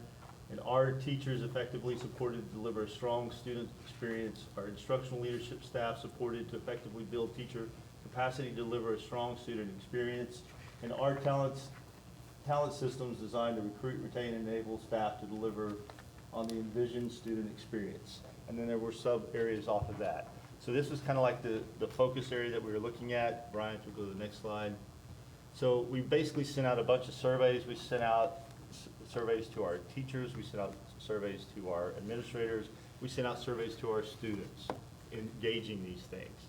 And so the reflections from the data, you know, when we looked at it, were to increase the quality of assignments providing to students. You know, we had samples that we had our teachers submit that we, gracious, what was it called? When they had to turn in this lessons to everybody. Lesson plans? Lesson plan. Landscape analysis, thank you, sorry, I couldn't remember the term. So the landscape analysis basically broke all of that down, the surveys, and this was like what came out of it: increasing the quality of assignments provided to students, expand and enhance the use of HQIM, improve math instructional practice at 9th grade and 12th grade level, universal design for learning, what is our strategy, improve lesson planning, design lessons, processes, and define what working collaboratively looks like. And then the questions that came, you know, students said that, or what came out of the survey, sorry, students said that they are academically challenged, but how do we really know? You know, hang on a second, right? Training on how to have data discussions, which you've heard us talk about numerous times, develop a system for effective instructional feedback to teachers, You just heard us talking about that. Develop a system to review and enhance CCMR practices. You've heard that ad nauseum over the last few presentations. You know, that is a huge focus that we're moving towards. And then the need for RIVIs, or the research-based instructional strategies, getting the training and the implementation plan moving forward for that, and being intentional about making real-life connections with our instruction. So those were all focus areas as we move forward with the planning. Now you can go to the next one, Brian. So where did our opportunities align? Planning and performance management, academic experience, instructional capacity building. Next slide, Brian. So, like I said, that became what has the greatest impact on student outcomes. We targeted these areas. And you go to the next one. If these are initiatives, then we must expand and improve on implementation of HQIM. You've heard us speak of that. Develop on an academic support structure that includes instructional coaching framework. You've heard us talk about, we made a strong investment in adding the instructional coaches this year. That was coming off of the ESSER funding. How did we maintain that, especially with the deficit budgets? So we made a commitment to doing it so. Establish a plan to develop school instructional leaders. You know, we've talked about our principals being instructional leaders. We've been moving towards that. We've put lots of training in place, but we need to get over the hump. You know, and I keep going back to that, you know, finding ways to get over the hump with what we were doing.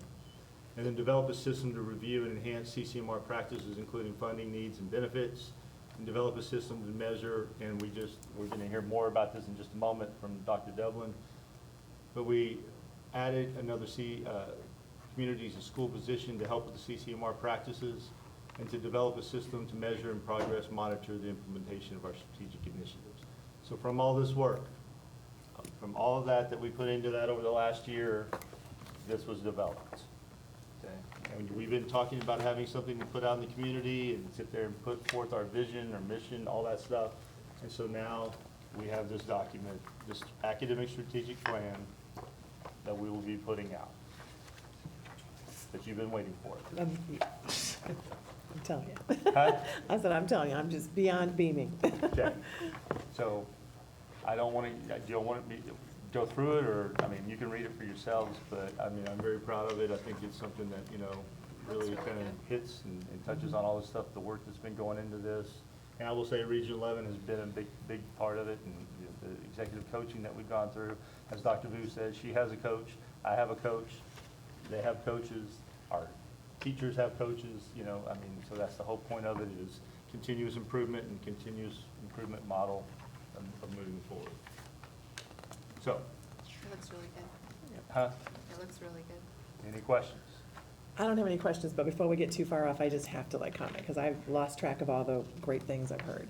But I think I'm just like beaming with, you know, being pleased and proud, because I think not only is there just such continuous improvement going on, right, but so many things I think we've talked about over the time that has really been heard and implemented, right? You know, just a couple of things I wrote down, like I think sometimes maybe we haven't taken all the opportunities that were there for grants. Now we have this whole list of grants, you know, I mean, we are blessed with this cultural diversity. And not only do we recognize that, but we're taking it the next step to say we really want to put some additional tools in our toolbox to really meet and teach and reach every one of our students. You know, we've talked about discipline and attendance and truancy, and we're hearing all these plans. I mean, like everything that we've talked about, like having this in our hands, like you said, the strategic plans, just, there's just so many great things that we have been talking about that here we are. It's just amazing, so. So I'm excited about the, you know, the systems in play, that are in place, and the vision that's there, and we're moving forward. And, you know, I can't wait to see the actual data on how we're doing and how everything increases by 1% or whatever, to go ahead and validate all the great things that we're doing. So I just look forward to what the next step is, and when I see here 2024 and beyond, yeah, I'm looking forward to the, and beyond where we're gonna go. Very I agree. All right, awesome. Okay, we're ready to move on. Very good. All right, thank you. Okay, so we'll move into section 8 now, all the good stuff we've heard. Okay, we'll go to 8A, discuss and consider funding for communities in schools. take a quick break. Quick break, okay. I think that we can do that. Why don't we go ahead and do that? We can go ahead and give, Before we is, give you- 10 minutes gonna be okay, everybody? Is she motioning for a point of privilege? Point of privilege, Oh, yes. point of privilege. Yeah. Okay. Okay. Yes. We'll stand break until, we'll reconvene at 8:15. Sorry. So we'll take a 9-minute break. You almost got it. Reconvening at 8:15. And we are now, again, returning to section 8C, 8A, excuse me, for discuss and consider funding for communities in school support positions. And we are now about to hear from Dr. Devlin. Thank you. That was a great segue, and Mr. Cagle did a phenomenal introduction into this. In alignment with our dedication to providing high-quality education and supporting student social and emotional well-being, we are requesting approval to fund 3 critical support roles through our partnership with communities and schools: 2 full-time case managers and 1 part-time college career military readiness specialist. The case managers are assigned to the high school and then junior high, and they address attendance, behavior, social, emotional needs by connecting students to vital resources. The part-time CCMR specialist, funded by a non-competitive grant, the effective advising framework that Dr. Booth touched on, will support high school students 3 days per week in post-secondary planning. These positions are crucial for removing barriers and supporting student success. I appreciate your consideration. Can I answer any questions? Is this free? No. It's just the part-time position. The CCMR specialist. CCMR position is grant funded. Yes, through our EAF grant. I have a clarifying question. So what Mr. Cagle presented, is this a different position than what he has? It is not. It's the same one. So this person is already here and Ju- already working? Just started a couple weeks ago. So why are you asking for permission? So then the fiscal implication of this money is to use communities and schools to pay this position as opposed to how it's already being paid? I guess I need clarification because he made it seem like this person is already in the district and already working in this capacity. Correct. We were awarded a grant through Effective Advising Framework. Okay. And part of those grant funds are going to this position, the CCMR specialist, which is new. Which is the one that's already started. Correct. So that, the one that's already started is grant funded. So it's it's a different funding The other, source the then. other 2 positions are Okay, not that's what I'm grant trying to funded. figure out. Yeah, so the Okay. CCMR specialist is funded differently than the CIS case managers. So it's a different person? Yes. Two- Okay, two so it's full-time. 2 different people. What Yes. Mr. Cagle has is different than this? No. So we have a CIS case manager at the high school. Yes. And a CIS case manager at the junior high. Our Correct. social workers. And then we have a CCMR specialist at the high school that's there 3 days per week. It's 3 people. Let me back up for a second. So the caseworkers we discussed before, they were funded through ESSER funding before. We said when the principals did the needs assessment, they said, can we please keep the caseworkers? We discussed the need before previously about the need to keep the caseworkers. Everybody was in agreement with that. The only thing that's new is the CCMR position, but basically that is through the grant, that's gonna be funded through the grant that we have. Okay, I'm still not clear. It's all through This- CIS, communities and school, but there's 3 positions basically. You have to approve it because of the amount of the contract.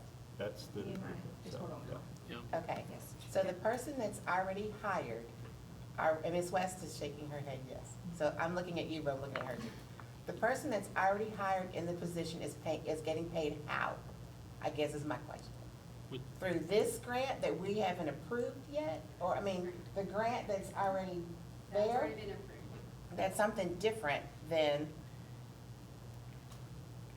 I'm looking, because Ms. West she's trying not to make a statement now, but, CIS, they have a CIS contract. yes. With the social workers, and now this year, because of this grant that they received through EAF, we added a component to the CIS contract. Okay, So we pay CIS, the district pays communities and schools a contract that has 2 social worker or a counselor, social worker, those positions positions and a CCMR. But how we're funding this piece of the CCMR is this grant. They added it when they got Okay. the grant. Yes, but the Thank you. The Okay. MOU has, or the purchase has to go through you all because it exceeds 50,000. You're wondering what So, we're without the grant, approving if it they're looks already like- there? Mhm. Yeah, if we're already paying for it. then- That's what you're, yeah. Previously, the other two positions were ESSER funded, is that? Yes. So, yep, okay. We just have to shoulder the burden now. No, I don't have a problem shouldering the No. burden. That's not the concern. The concern is if we already have someone in this position and this person is already getting paid, but we have an action item on the agenda that we haven't approved, that's my concern. So I appreciate the clarification because it's not that we're doing something after the fact. We are gonna approve or not approve this and move forward, and this is where the money is gonna come from to pay for not somebody that we already have, but for something else. Correct. Okay, Yes. yeah, that's the concern. But it all has to be approved as one contract with with the CIS, so. Okay, So it's not anyone new, other than the part-time? Correct. So that's, just the part-time would be a That new was it. person? Yes, the CIS contract. So revision, now 3 positions instead of 2. It's 2.5 positions. Well, 2.5. 2.5. Yes, because of, Well, the And part, these are contracted, these are not our Yeah. employees, they're contracted services. and the part-time person will split time between junior high and high school? She's just at the high High school. school. The position is just at the high school 3 days a week. but it is part-time, not full-time. Correct, yes, sir. Okay. And so, I think I hear clarification on the left, I think except not. Dr. Douglas has still got a look in her eye. Now I have now I'm a little more confused. I thought I had it. So before, we've had the community and schools, we've had those 2 positions before, and they were ESSER funded. Is that correct? Yes. Yes. ESSER funded. They were ESSER funded, is that correct? Mhm. Okay, so, and now we're just simply adding this 3-day per week CCMR position. So this financial implication of 117,000, is that for, and I understand it's all under one contract now. For all 3. For all 3, it's for all 3. So we're having to now pick up the funds for the, The 2 the full-time the 2 employees. full-time community and schools positions that we've always had, and this other part-time one. Well, it's an EA, there's a grant for grant, the. so we're not- The part-time is funded by the grant. The 2 full-time we've always had through the contract. That was Okay. paid for by ESSER funding. And Now now that we're ESSER paying funding for has it. dried up. Okay. We have to pick up that Gotcha. and pay for that. Okay, Yeah. and it's already in the So- budget, okay, that was a great piece there too, that was the okay. thing. So the There's no change CCM, to the budget. the CCMR is the grant, the current grant, the 2 that we used to get ESSER fund for, and now we're gonna be paying It's time for to it, it's pay. all under one contract. Got it, and it's in the budget. It's in the budget, they're not KISD employees. And I will say that I support this. My child is no longer here, but when you get these attendance alerts that your child is having an extended lunch and the child is in fact in the classroom, it creates a problem for the child Kid was absent. because the parent is saying, I'm getting this alert, where are you? And, well, the teacher didn't mark me absent, or teacher didn't mark me present, we had a sub. So now there's somebody that's dedicated that will alleviate headache from the parent and consequences for the child. So I'm good with what it is.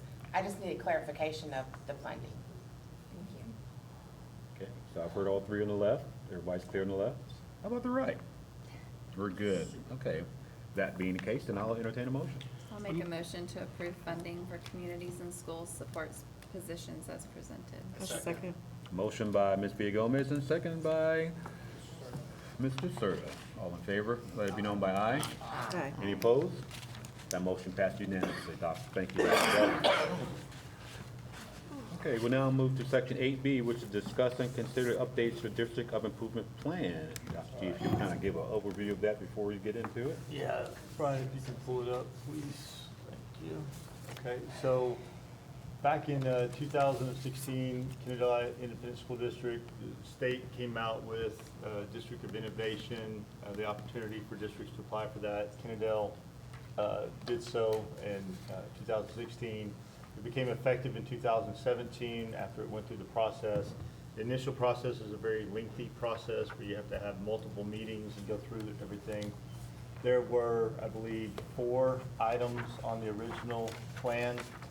And that plan lasts for 5 years. It went from 2017, July of 2017 to June 30th of 2022. At that time, Dr. Vu had brought back the review. We had to do a review of the plan. Excuse me. In that review, we also, thank you, during the review, we also added the 5th thing about the transfer students and allowing us to, basically, if you allow transfer students, by law, you have to keep the transfer students for an entire year before you can remove them from your campus if they are not complying. That was some of the concern if us opening up our transfers to outside students, other than employees' kids. So when we did that, the board wanted assurances that we would be able to do that, so we added that into our plan. If we had not added that into the plan, we'd be bound by law. So this gave us flexibility with our DOI plan to be able to remove students if we needed it. So that was added with the review. What we are currently proposing is to add some additional amendments. So the term will remain the same. It'll be from July of, we renewed it in 22, so that now became effective from February 1st, 2022, and will remain in effect until January 30th of 2027. That's a 5-year period. What we're proposing are amendments to that. That will not change the term. The amendments will just go into effect immediately, okay, if you approve it. And that allows us, once again, more flexibility to sit there and take advantage of some things that allows us to not have to abide by the state mandates and the laws and the requirements and the restrictions that we have. And so we have sent this through the process that we have to take it through. We ran it through executive committee, and then we took it through a public hearing. Those timelines are on here on the next page. So Brian, if you'll scroll down, you can see that timeline. This was kind of the timeline of the original process with the review, and then we went through the amendments here at the bottom. Keep going, Brian. So here, you'll see right there, 9/5, 9/11, and 9/19. Today's the 19th, so if you approve it, then that will be basically approved. It will be approved. So we've gone through the 3 requirements that we had to go through. Actually, there are only 2, the public hearing and this with the board. We added an extra step with the 5 where we went through and did district review with our executive team. And so basically, when we go through, go on down, Brian, to go down to number 6. So like I said, 1 through 5 are already in our plan, but starting with number 6, you've already seen this and been able to sit there and review it. Starting with number 6, the class size waivers, this just allows us to not have to report, like we had to bring it to you for the kindergarten and 1st grade classrooms this year, and we had to sit there and get a resolution and all of that. Well, I've gotten on, Tracy was my witness, I've gotten on to do the waivers, and they don't even have it open. So we went through all of that to get the resolution and all that, trying to get on to put the waivers in. They still haven't even opened up the waivers yet for it. So it's just kind of one of those things that's just tedious, and it's a requirement that we have to do unless we put it in our DOI to sit there and exempt ourselves from it. And so basically all we would be exempting ourselves from would be the requirement to report to the state. So that's number 6. Number 7, minimum attendance for credit or final grade. This basically, we already have things in place. If we have students that are out for medical, more than likely they're going to be not homeschool, homebound, sorry, can't think of the term, homebound, which is going to help them in the first place. But there are cases where their attendance may be an issue to where they pass a class, they're fine academically with the class and they've been able to pass it, but their requirements, attendance requirements don't allow for credit to be granted. And this just basically gives us flexibility to help our students that are in need in that area. So that's what that one is for. And if you'll go to number 8. Number 8 is the campus behavior coordinator. By law last year, every campus had to have a designated behavior coordinator.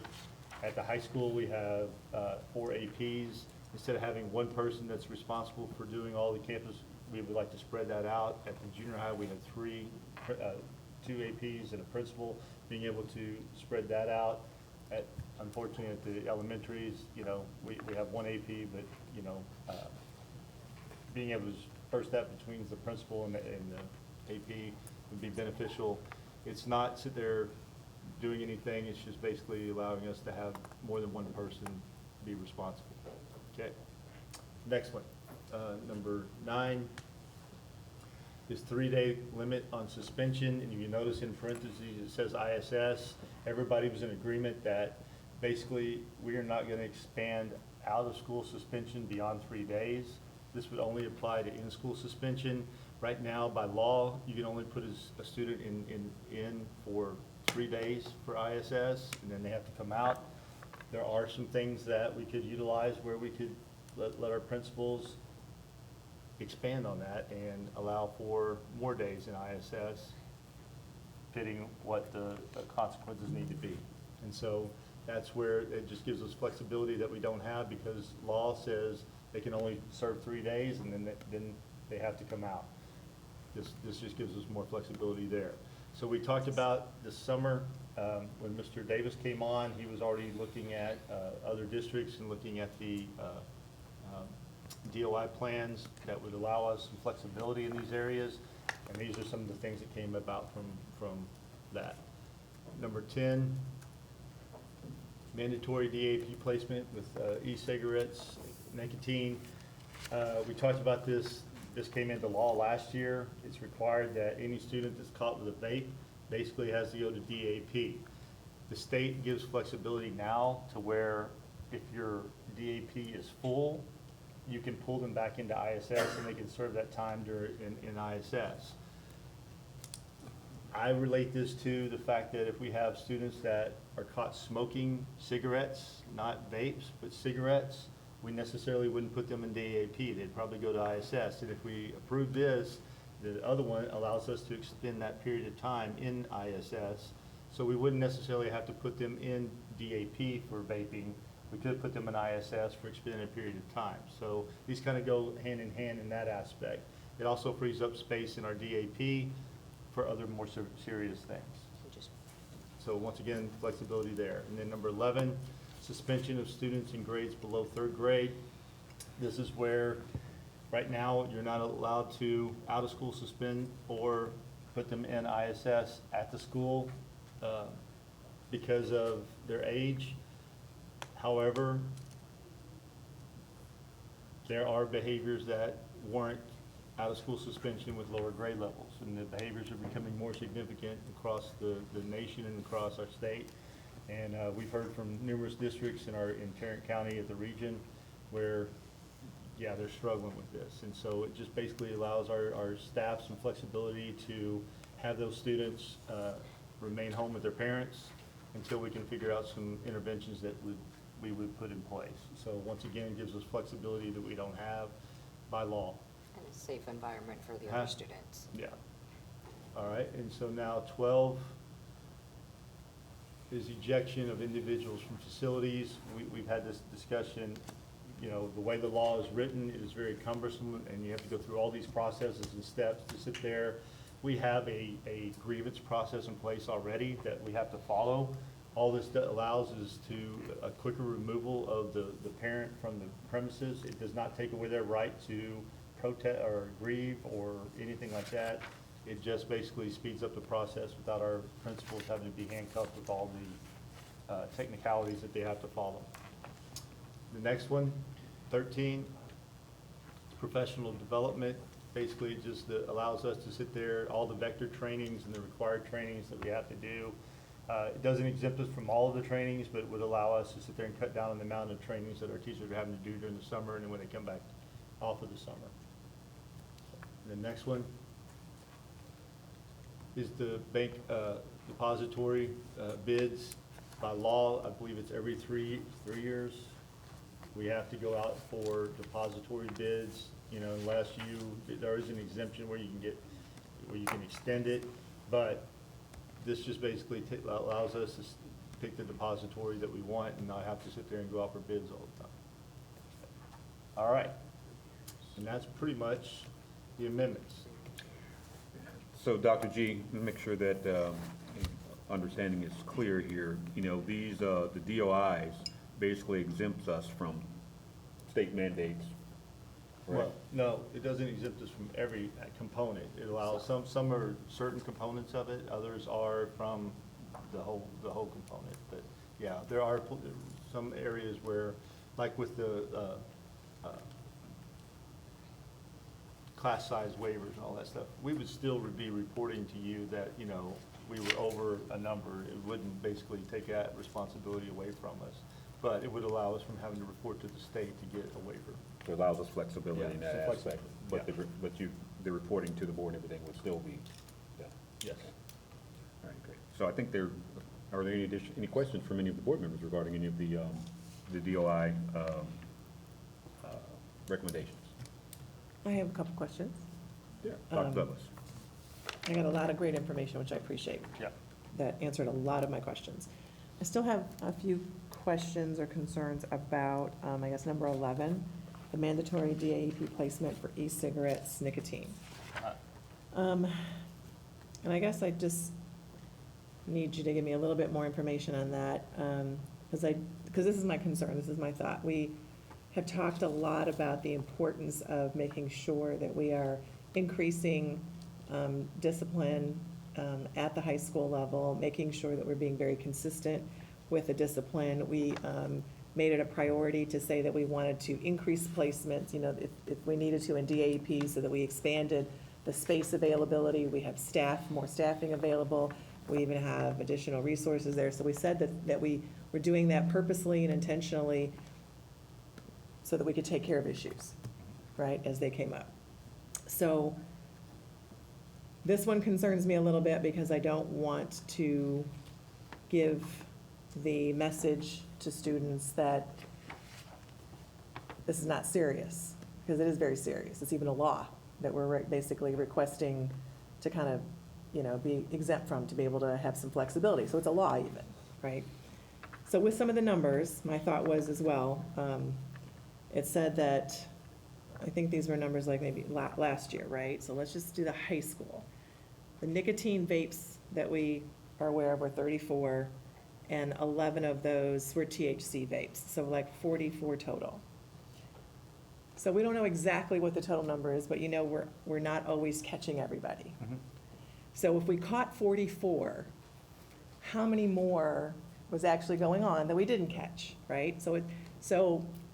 And I don't, you know, I don't want to compare that to any other district. This is just us. We're trying to improve, right? We know of 44. We know 11 had THC. We know that vapes are one way that kids try to get away with the THC component of it, right? So if we've already got 44 that we caught, there's a lot more, whatever that number is exactly, that we didn't catch. And I don't want us to take a step back. I think the message needs to be very strong. This is very serious. This is a law. We've got DAEP space for you. We've got staff for you. We've got teachers for you that this is zero tolerance, just like the law says. So I sent out a letter at the beginning of the school, and basically, one of the things that we have changed this year to beef that up. Right. So why I'm not concerned about this looking like we're gonna be softer on it. Okay. Because in the past, the police have not always sent every vape off to be tested, Mhm. or we've not sent them all to the police to be tested. Mhm. Basically, it was like, you know, is it THC or is it not? You know, well, now, every time our principals come across a vape, our APs and our principals come across a vape, that is immediately turned over to the police, and they will determine whether that needs to be sent off for testing for THC. Mhm. If it comes back at a level that's a felony level, that's an automatic expulsion Mhm. for the student to DAP. If it comes back as THC, then they're gonna go to, and it's not at a felony level, they're gonna go to DAP.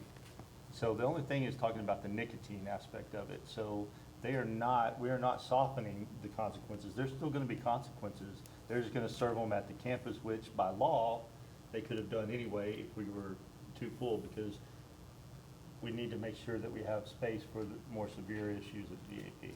And so, yes, we have space, and we created that, and we made sure of that. I don't feel like we're softening this. I feel like we're just basically giving ourselves more options. But the reality is, we are cracking down on the fact that if it's got THC in it, they're all gonna be tested, or they're all gonna be sensitive to police to determine whether they're gonna be tested or not. So I don't feel like we're softening on that at all. Okay. Something I actually like, and I like seeing it, the fact that if it's nicotine, they would be given the opportunity to get counseling or anything, because we do have to understand, and it's an issue, it's an addiction, and maybe counseling does help, and if you get them that young, when they're having that issue, the issue is starting, it might be better off in the future, instead of immediately punishing them, like, you're off to DAP. And just seeing what the root cause is. And I felt that way when I looked at the junior high numbers, and that was one of the points of clarification that I asked, because we only had 4 at the junior high, and I think that is a better avenue for junior hires to do more education and kind of try to be in that regard. But I think at high school, I mean, kids are making choices. And we could say the same thing about drugs, you know, that they get the education about drugs, and drugs is addictive, but if you bring drugs in the school, we don't just put you in school suspension and give you some counseling. Drugs are drugs, which we got. But again, the law was put out for nicotine vapes for a reason, and we had 34 of those. So we're saying we don't want all those necessarily in DAP, but now are we gonna be able to accommodate 34 in-school suspensions? And what are those gonna look like? And I know we're doing better on. They're not all in at the same time. I know, I agree. I You agree. find 34 kids Yes. vaping all at the same time. That's correct, but you already got other kids in school suspensions as well for other things, you know, so now you're gonna be, moving that over there. And I know sometimes, kids have commented that in-school suspension is just that. We just get to sit there for the day and not do school. And that's different than sitting in DAP, where you are doing school and you are being closer monitored and you're not getting to kind of talk and interaction. I mean, the environment in DAP is very different than what we've got for in-school suspension, and they just get to kind of chillax for the day. So Dr. G, you know, we're not suggesting that we're gonna choose to not do a DAP just because. I mean, the more serious offenses, I guess I'll use that word, will still be going to DAP as long as there's space. Yes, but I'm gonna throw another scenario out for you. Okay. So let's say that we have a 5th grader that gets caught vaping at school. Mhm. Are we automatically gonna throw a 5th grader in DAP? That's what we're. Yes. Huh? Yes. According to this, according to if we don't change it, then the answer is yes. Because it is a violation of the law. If you have a THC vape pen, whatever they're called, that was gonna be my question. That's exactly what Then they're called. yes, if you're more than 10, you know good and well you're not supposed to have that. You know it's not supposed to be in the school. And if I'm the parent of another child, I don't want my 5th grader going into the bathroom and seeing another child with something and saying, oh, what's that? Let me try. It's So better the to answer- find that out in 5th grade than it keeps getting worse in Yes. older grades. My question is, so I answered, my answer to you would be yes. I think my clarifying question is e-cigarette / nicotine. The e-cigarette is the vape pen, yes or no? Okay, yes and no. So you have vape pens, which are just a rectangular thing. And you can also have an e-cigarette, which actually looks like a normal cigarette, what you're used to, it comes out of a box. You also have them when they are little cartridges and they're cylinders, so they don't even look like what you would think of a normal pen. This could be a vape and it could actually be nicotine, not necessarily THC. So for this one that we're discussing right now, This is for an e-cigarette. E-cigarettes, nicotine, so anything that contains nicotine, it doesn't have any illegal substance in it. Okay. Or vapes that Just like a don't cigarette. have illegal substances. Right. Fancy cigarette. Only a cigarette that has nicotine is what we're looking at, not putting a student in DAEP for. Automatically, yeah. For the first offense. Yeah, But you could. You could, and But that's you what it says in the could. wording, yeah. You still could. Okay. Like I said, I would say this, like, just if not a it's like this mandatory kid's like placement. second First. time or their third time, Then that's a whole different conversation. Or they have a whole bunch of other Or offenses, they and have this a just bunch of happens to other be the last offenses, and one it's that like, tips it ooh, over the it scale. tips it over. But this You opens know. up for intervention It- Yeah. and counseling. Yes. And other things before. they're you go to addictive.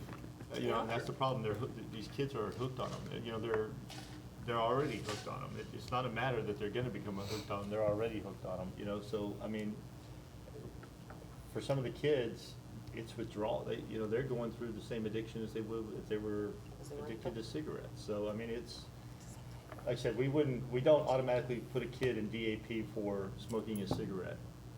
And I don't see that, in my opinion, I don't believe that we necessarily have to put a kid in there for The delivery method is doing different. a It's vape. the I same mean, just thing. because it's a vape doesn't mean it's different than smoking a cigarette.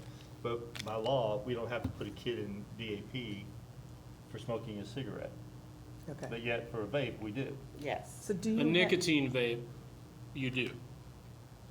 Correct. But this is Yes. not talking about a nicotine This vape. explicitly Yes, says that nicotine mandatory vapes. DAEP placement for e-cigarettes / nicotine. But this is an e-cigarette, not a vape. It's the same thing. Same thing. Electric It is the same cigarette, thing. It's the vape. same That's why thing. it's slashed. It's the same thing. I mean, Yeah. sometimes they don't look like vapes, sometimes they look like highlighters too, right? Yeah. They sell all these crazy No, things now. Like USB Pencil. They ports. definitely do. So I do don't. we sort of have a policy that we have thought out, like you just said, for a first-time offense, it wouldn't be automatic DAP, but is it going to be an automatic for a second offense or third offense? I mean, do we have, There's gonna be a consequence. right, but do we have like, No. it kind of thought out what that policy would look like, a second time, a third time, or when do we get to DAP? We're working on that as we speak. I'm working with the APs, working with principals, I'm working with the district office. We just didn't want to get too far into it without, but we are working on those policies. Is there a reason it wouldn't just follow the cigarette policy?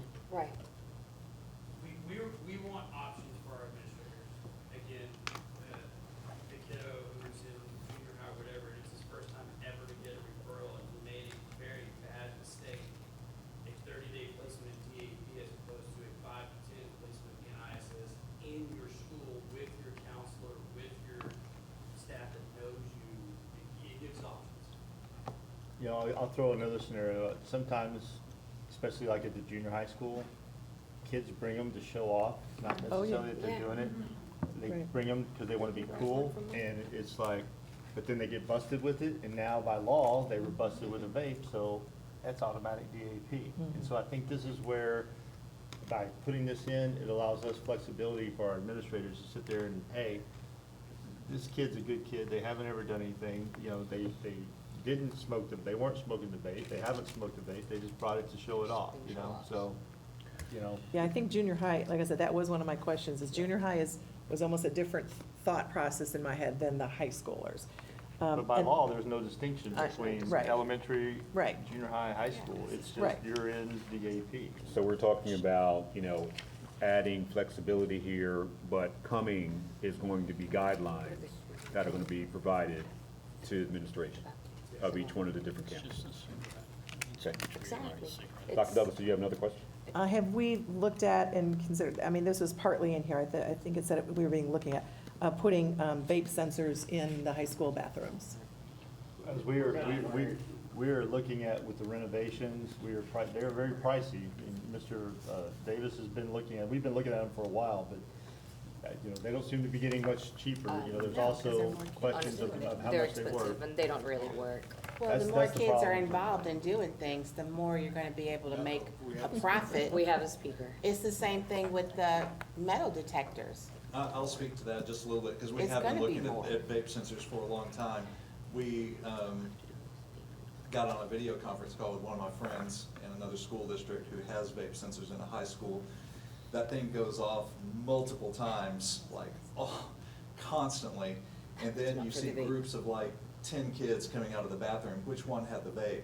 Who's gonna run down there and check all of them to see who's got it every single time? So there's kind of a logistic operational problem that that school district was having. I've heard kind of the same thing, just asking at the high school as well. And a AP was like, well, you know, we're gonna go track down the 20 kids who just came out. So there's some cool technologies that'll go off, and then it'll sync with cameras so you can see the exit of the door. You can match up logs and all of that stuff, but at the same time, Two kids when in the there's restroom. when there's groups, yeah, if you have two, that's okay. Well, no, even if it's just a random kid that was actually there using the restroom, and there's 3 others doing that, it's like, which one is it? That's exactly right, but there's, many times, there's groups larger than just 2 or 3. Yeah. He was actually saying 2 or 3, that's actually doable, they can go talk to those. You know, the The problem problem is, is like, if a the lot of sensor times goes there's a lot off, more, you're not so- gonna necessarily have people right there in that vicinity, Right. so you're That's right. dependent, And- you gotta have it tied into your You need to camera have a systems, police which is officer a right whole there, other right? thing. Well, and so- then you're going back and reviewing The vape footage of monitor. when the vape sensor went off The versus vape monitor. comparing that to camera footage at the time. There's a lot of pieces to it. It's not as simple as you put a sensor in the bathroom and it goes off and you know who to go get. And they are very expensive, and you have to really weigh that cost of the benefit versus what are you really accomplishing with it. And I'll say this, we had, thanks, Ron, we had a, well, we talked about putting them into DAP because a lot of those kids were already over there because of the vapes. And so having a way to sit there and basically in the bathroom, you know, if it goes over there, there's only one kid in the bathroom, you know who it is, you know, and you're right there in the close, they're right there with them. So there is, you're gonna know who it was that was doing it. So that, it made sense in that aspect of it. We actually caught a kid not long ago by wanding them as they come, we wand as soon as they come in. It had metal in it. He took off running, It was a big- you know, because he knew he was busted with the vape. So, I mean, you know, I think there are places where it works, and I think there are other places where we're gonna have to really think through what it looks like. But it's definitely gotta be tied into your camera systems or it's ineffective. And so right now, as we're revamping and revitalizing the campuses, as we look at our camera systems, that's where I think we're gonna look at So I bringing it have a in with it. question, because my head just went spinning right now. So there are vapes that are actually, that do not have THC and that do not have nicotine. What would they have in them? They usually just have like a flavor, and it's usually used by a lot of people that are trying to quit nicotine. It's used to be able to do with the oral fixation issues. But what if we catch someone with that? Like I said, that goes back to, Goes back all to- vapes Cigarette, now, but no nicotine they're all in it. turned into the police, so the police would be able Right. to determine what it, you know, Yeah. what it is, so. So they have something called a vape, but it does not have any of the substances we're talking about. Nothing happens to the kid. The top of this actually says it's for e-cigarettes, Yes. nicotine, and specifically talking about nicotine, and then later it delineates even further that it's not for illicit subjects, substances. And I think there's probably policy in place that would address, illicit substances too. I think if it's something that tests and doesn't come back with anything in it, I mean, that's just a different, that's a different let's, thing. I think it's gonna be good for this discussion to go ahead and reiterate that this is designed for flexibility. Yeah. And so far as those specific instances like that Yeah, policy I is being think it just developed. kind of started So I spinning on think, my head. I think, first things first, I think if we can give the flexibility, this is about getting the flexibility. If the flexibility is in place, then it's just a matter of, having the appropriate, guidelines in place to address issues like that specific one. Yeah. Yeah. But do you have any additional questions? So at least is there understanding from everybody on the board what these DUI suggested bullet points, changes, adjustments would do? Okay. Any additional questions? Do we know when, because we're going to be voting on this very soon to give this flexibility, when the policy would actually be completed as to what that flexibility actually would end up looking like? I've already started working on some expedited processes for vapes in particular that would be a DA replacement.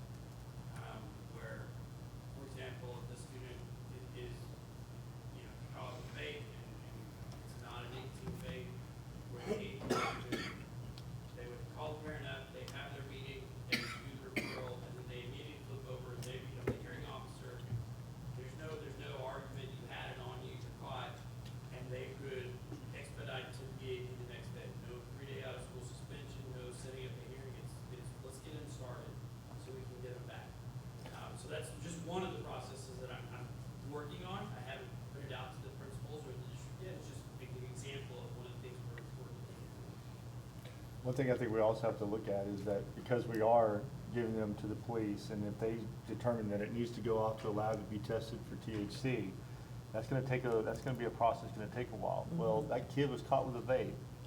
We don't know what it is yet. This is why it's so important for us to have more than 3 days of ISS, because now we can put them in there for a longer period of time until we get the results back. And now the results come back and said, no, it was THC. Now they're gonna go spend time at DEP. But we have that flexibility now through here to put them into the ISS until we get the results back from the testing.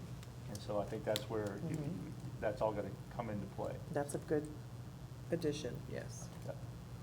I think with how many times we've heard about kids coming right back after being dealt with in the front office, I think that's actually a really important thing, so. And this is where the whole point was, we wanted to Yeah. get tougher on discipline. This is cracking down on all. It's cracking a lot of down. these It things. looks maybe on the surface like it's loosening up, but it's just giving us more flexibility to act within the confines or outside of the confines of the mandates from the state, so I think it's great. All right. I think all questions have been exhausted unless there's another one. On a different one. Okay. Go ahead, I'll wait. For the suspension below grade 3, I just wanted a little more clarification. I get the wording said something like, more severe behaviors. But again, I'm wondering what we're thinking about there, what those would look like, because, I mean, the law, there is a reason why the law was put into place for third grade, third graders and unders, right? To make sure that we're not removing them from schools because they're disruptive. So what kind of extreme things are we talking about that we're seeing? For example, like this Wells is giggling. For example, just this year alone, we had a student in kindergartner that we can't even sit back to try and plan on how to help the student because of the consistent and excessive daily behaviors, spitting, throwing chairs, cursing, punching, hitting, kicking, stabbing. Yes. So what this would do would give us the opportunity to have them out of school suspension for a day, maybe 2, so that we can actually come together and go, okay, what is our plan?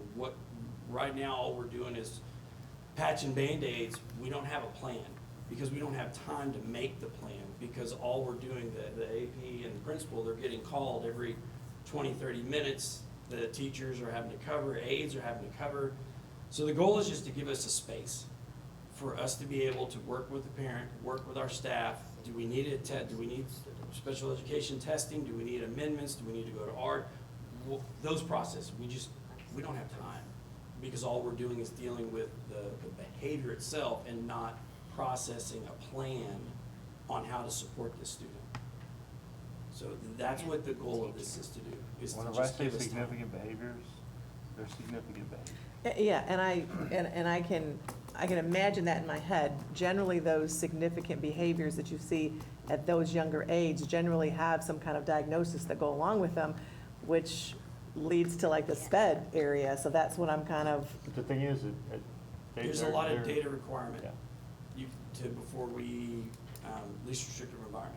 And so we have to, and they don't always come in with plans. They don't always come in with diagnoses. It takes a while to get to the point. That's the problem. So, the RTI of intervening, making an intervention plan while we go through whatever process that we need to go through. Ms. Moody? So the way this is written and what you just described, a chair is a weapon, stabbing someone is definitely a weapon, and if you're throwing chairs and stabbing, that's a violent offense. So I didn't understand why this would need to be, because what you just described is something that you could suspend someone under third grade for doing. So I don't know why we need this when. Those are the extremes. You do have cases where, again, students are being excessively disruptive and disobedient, or whatever the case may be, but it hasn't reached to that level. Again, the whole point of this is to just let our administrators have the options to address the situation in a way that's gonna best support them, best support the students, as they work through these issues. And again, we're not looking at, when you look at the procedures I'm kind of looking at, it would be a day or two at most. We're not doing full 3 days, it would be a day, so that we can sit back and breathe and let's plan this out. So it's still covered under weapons or violent offenses, so. I think that when you see weapons or violent offenses, at least the way I see it, is that there's an intent to cause the harm. And I think many of these kids, especially we're talking early childhood, there's no intent. There's something going on, we know this, there's an issue, there's a behavior, these are behaviors, these are symptoms of something. And it's kind of like, all right, let's put a safe space for this kid, a safe space for the other kids, for administrators, so we can sit down and say, okay, how can we help this kid? And give him an education. But you when can we do look that at under offenses- the law that's already there and send them home, and we don't need to So why does it come hurt up to with have, why does it something. hurt to have it in our plan? I'm sorry, what? Why does it hurt to have it in our plan? Because it doesn't seem that it's needed. And there's no There are plan. situations where it's not, whether it's using a weapon or anything like that, that we need to, the behavior is significant enough that they need to be sent home. I mean, And I do not disagree Yeah. with that. I am full for, if you need to go, you need to go. I'm just saying that I thought there the was principals something. already have the ability to do this, is what, I guess is my Not in pushback. kindergarten versus second. I thought under third grade that. Correct. they Well, if, couldn't. unless, but it says, unless student engages in behaviors that include. Correct. Again, it doesn't always reach to that level. It can be the persistent, everyday class disruption, and we don't know why. But again, we're always dealing with what's going on while we try and figure the plan out. Again, I just keep coming back to it. It's options, it's time, it's space. It's to let us try and help this kid and this family to get their education. well, I also think that it also puts some of the responsibility back on the parent, if the parent is having to take this child home because of the behaviors. I Yeah. completely agree with that. That is not the point. The point is, in my understanding of this, the principals already have the ability to do this. Only if The it other reaches to thing those certain is, levels, you know. that they It's don't we'll allowed have- more establish a flexibility. protocol and might include consideration. So there's not a plan. And I know you're saying you're working on a plan, and that's great. Maybe, well, no, never mind. That's just my opinion. I'm just one person. Yes, ma'am. Absolutely. Can I, is it safe to presume that when we're talking about somebody who's engaging in these persistent misbehaviors, as it says, that this child would not already have a behavior intervention plan in place? There's a good chance they might not, Okay. especially in those younger grade levels. If they have not Okay. been, Got there. if they have not been classified as Right. special ed, they would know. So if they did have a behavior intervention plan in place, we're following a different process for that persistent That's behavior. new special education, yes. Yeah, Okay. that's a You whole have to different- follow the behavior intervention Follow plan. their- Right. But if I'm not a special the ed first child, I can still have a plan, even if I don't have a coach. You can have an RTI, response to intervention plan, which is not special ed. Am I? Some of these early ones not though, if you're making waiting this on up. parents, if you're waiting So- on parents to do paperwork, or if they're that young and there isn't that plan, then this allows the flexibility for them to. It allows, and once again, if a child is misbehaving, they need to go home. I'm not talking about, my thing That's is what- with That's what they're this. adding in. This is, you have the ability to send them home, send them home. You need to create a plan, create the plan. To put it for 5 years, to say that we may and we might and we will establish a plan, and there's nothing there, but we're gonna put this in place for 5 years, and we don't have anything concrete, that's my pushback. And I know, I'm not supposed to talk anymore. Three more years, if I'm not mistaken, Three. and we can be amended at any It's future still- board meeting too, so. Yeah, but we don't. Once the board, the option is there, but the pattern and the trend is once it becomes paper law, we don't change it. Well, I So think- if we're going to do that, and if the board is going to vote, then we need to make sure that we discuss it and objectively look at everything before we put this in stone, because that's what it usually becomes. Well, here's what I will go ahead and interject. I think that the board always has the opportunity to make adjustments. We do. And I think that, and I also think that, understanding that a plan is in the works, okay? Then that plan can be brought back to us and given to us. And if for whatever reason the board's will is that plan is not good enough, then we have the ability to go ahead and pull back the objective. I think right now it's about the flexibility and giving the administrators the opportunity to fill in the gaps of where right now they're hard and fast blacks and whites, if you will. And then this kind of fills in the gray area and gives them the flexibility to go ahead and issue whatever type of impact statements or whatever adjustments need to be done so that they can take care of the administration of the child and remove those things that are, causing the, whatever we can do, to make that a better space for the child, all the kids. So I think this one, and I've read through them and I'm on board with giving the flexibility. But I think we need to go make a decision about, do we support or not support making these adjustments. I just have another question, if I could. I know you said that the time frame you were kind of looking at is kind of to have the flexibility for like a day or something to develop the plan. And I was gonna say, there's another point there. It's also sometimes to rearrange staff. Okay. There's been several times this year alone where we've moved staff from one campus to Arthur to assist them. But we can't necessarily do it that day because it takes time to find that coverage. Okay. So there's several components there. And Ms. I know Ms. Wilson's shaking her head because we have sent additional staff to them, but we have to plan on how to cover that spot. Okay. So again, that day does come in handy to try and figure out, okay, we're gonna move this person from this campus to this campus. How do we cover them over here? What are we gonna do with them while they're here at the new additional campus we're sending them to? Okay. And I think I'm, done with my questions. Sure. I do think where I do struggle is because I don't see the policy of what that would look like, right? What that flexibility would end up looking like. Because, if the policy then said the flexibility was that we would be committed to in that day, like, is a day even realistic to get enough staff together to develop a plan? Or, you know what I'm saying? Or, so how does that flexibility end up looking? And I think if I had that policy, just like with the other one, that would ease my mind a little bit of what exactly are we trying to request with these exemptions from what's currently law, right? Devil's advocate, even that would be different on a case-by-case basis.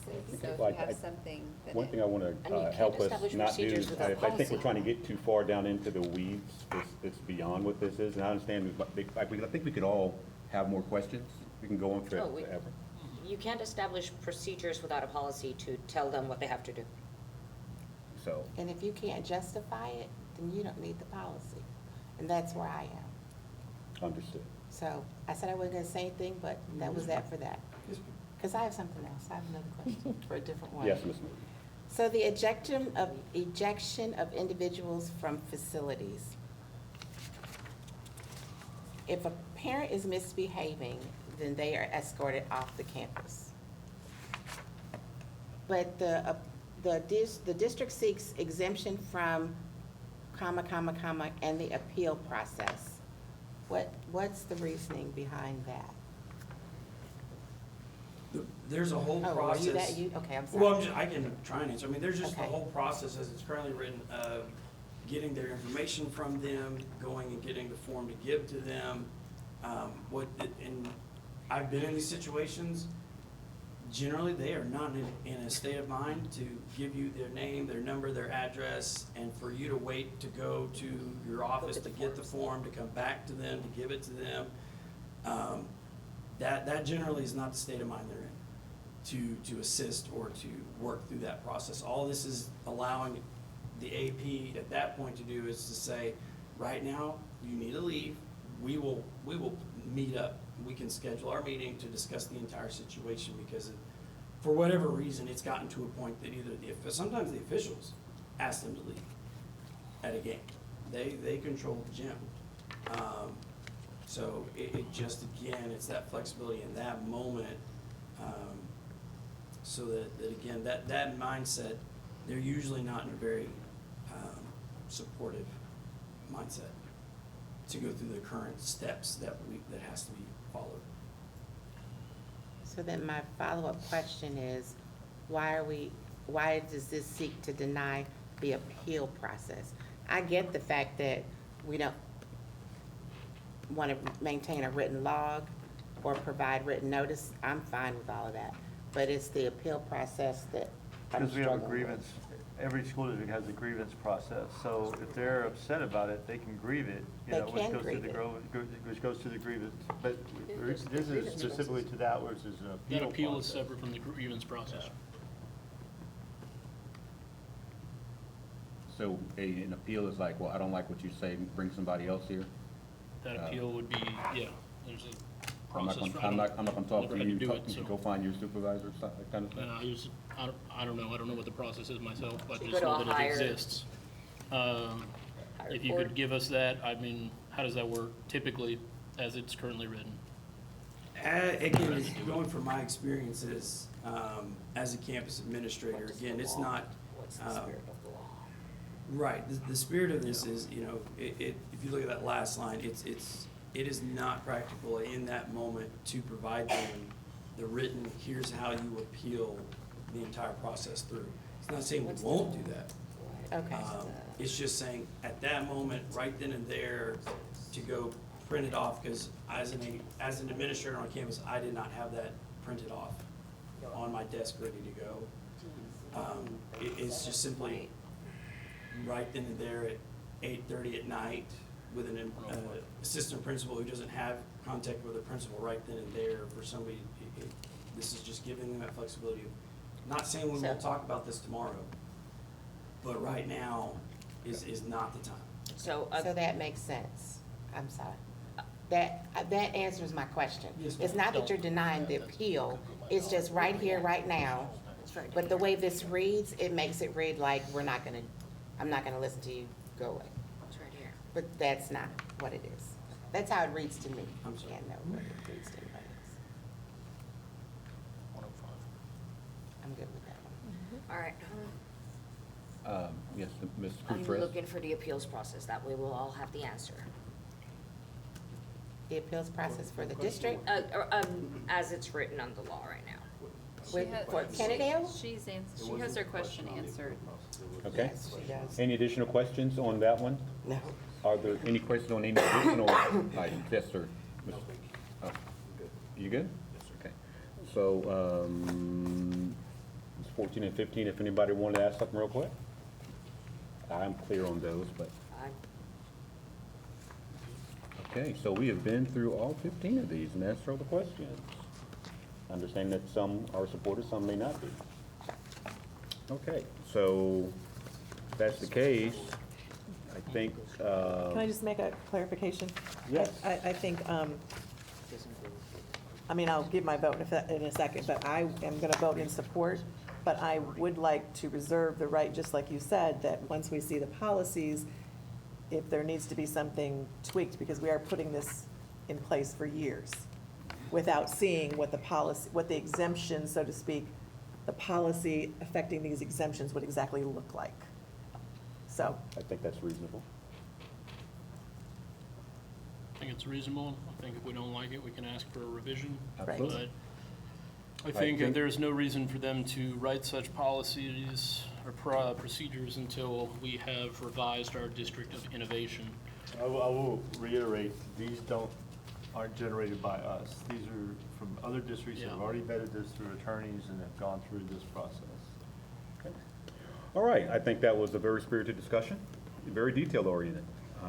And if someone so desires, I will entertain a motion. I move to approve the Kennedale ISD District of Innovation Plan as presented. A second. Now that's a motion by Mr. Glovier and second by Ms. Cruz Perez. And all in favor of the said motion, let it be known by aye. Aye. Aye. Okay. And any opposed? I oppose. Okay, all right. So then I vote with the ayes as well. So that would be 1, 2, 3, 4, 5, 6 ayes. And we'll make sure that we note that Ms. Moody votes opposed. In all caps. All caps with the explanation point. All right, that motion passes 6-1. All right, we'll now move to section number 9, which is superintendent's report. Dr. G. I've done a lot of reporting tonight, so I really, the enrollment is always, like always. I will tell you that I have done 3 student advisory meetings, 2 at each of the elementaries with the 5th graders, 1 at the high school, still waiting to do 1 at the junior high school, setting that up. Ms. King, Ms. Williams, and I have met with all of our returning staff that were new to us last year and kind of questioned them on our practices and our onboarding and experience and what brought them back this year, and just kind of picking their brains and getting feedback. And we're currently working to set up meetings with the new teachers that are new to our staff that are new to our district this year, and basically setting meetings up in October to kind of get the feedback and kind of look at their onboarding process and everything we're going through there, just to sit there and work towards some of that retention stuff that we've talked about and how we can work to retain them. So all those meetings have been coming into play. I had quite a few started superintendent rounds.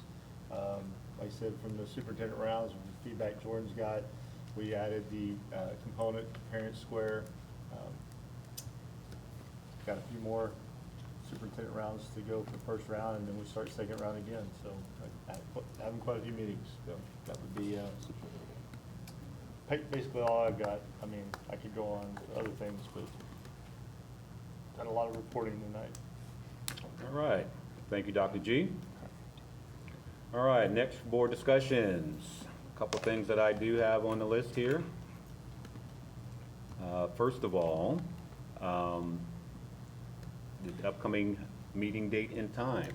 We had talked, I believe, about trying to get on a consistent schedule, being the third Thursday. So that would be the 24th of October. The 3rd is the 17th. I'm sorry. But Dr. G is out of town that week. Yeah. Okay, so we're asking to move it to the 24th. That's why I asked Gotcha. them was 24th. Okay? And the time at 6:30 seems to work well with everybody. Is that an agreement? Everybody's okay with that?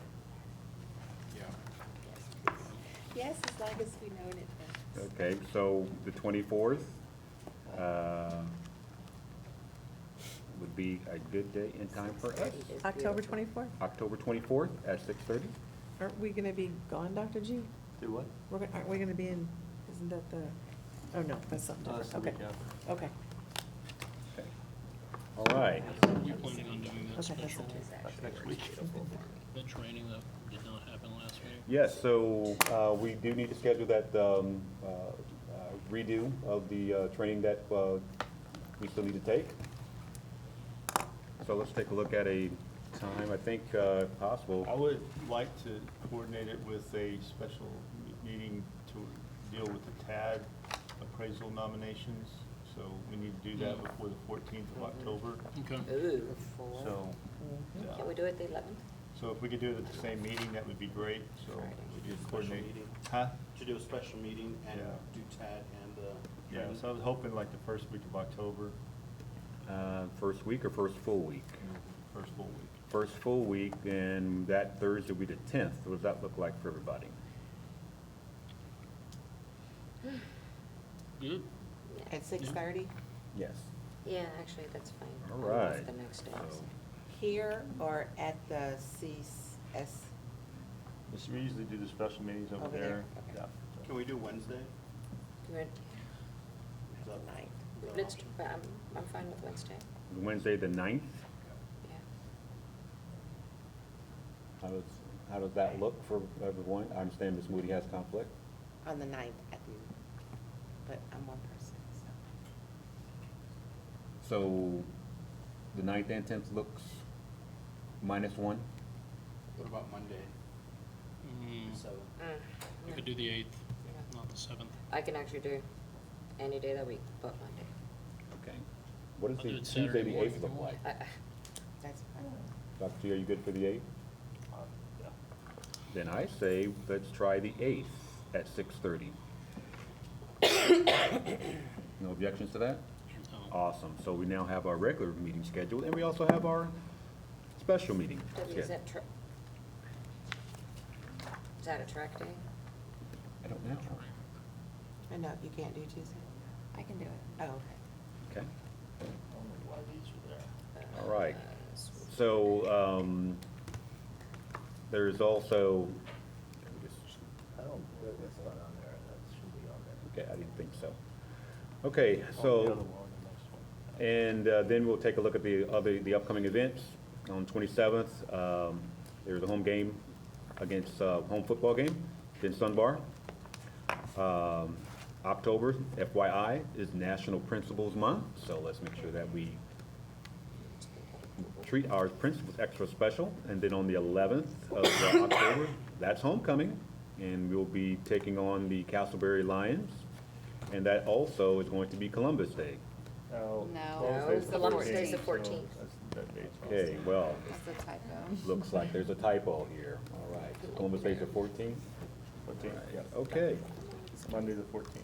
Well, then I'll end with 10-18 being the Wildcats versus Waxahachie Life Mustang, that football game at home. All right, how about that? Okay, all right, so that would end the board sessions. Anything on personnel, Dr. G? No, we just need to go into closed session so I can inform you like potential legal. All right, so then we're gonna have to go into closed session, but that is everything else that we have. And time now is 9:22. I suggest we take a 8 minutes and we come back at 9:30 for closed session. Okay, so we will stand adjourned. Let's see if they can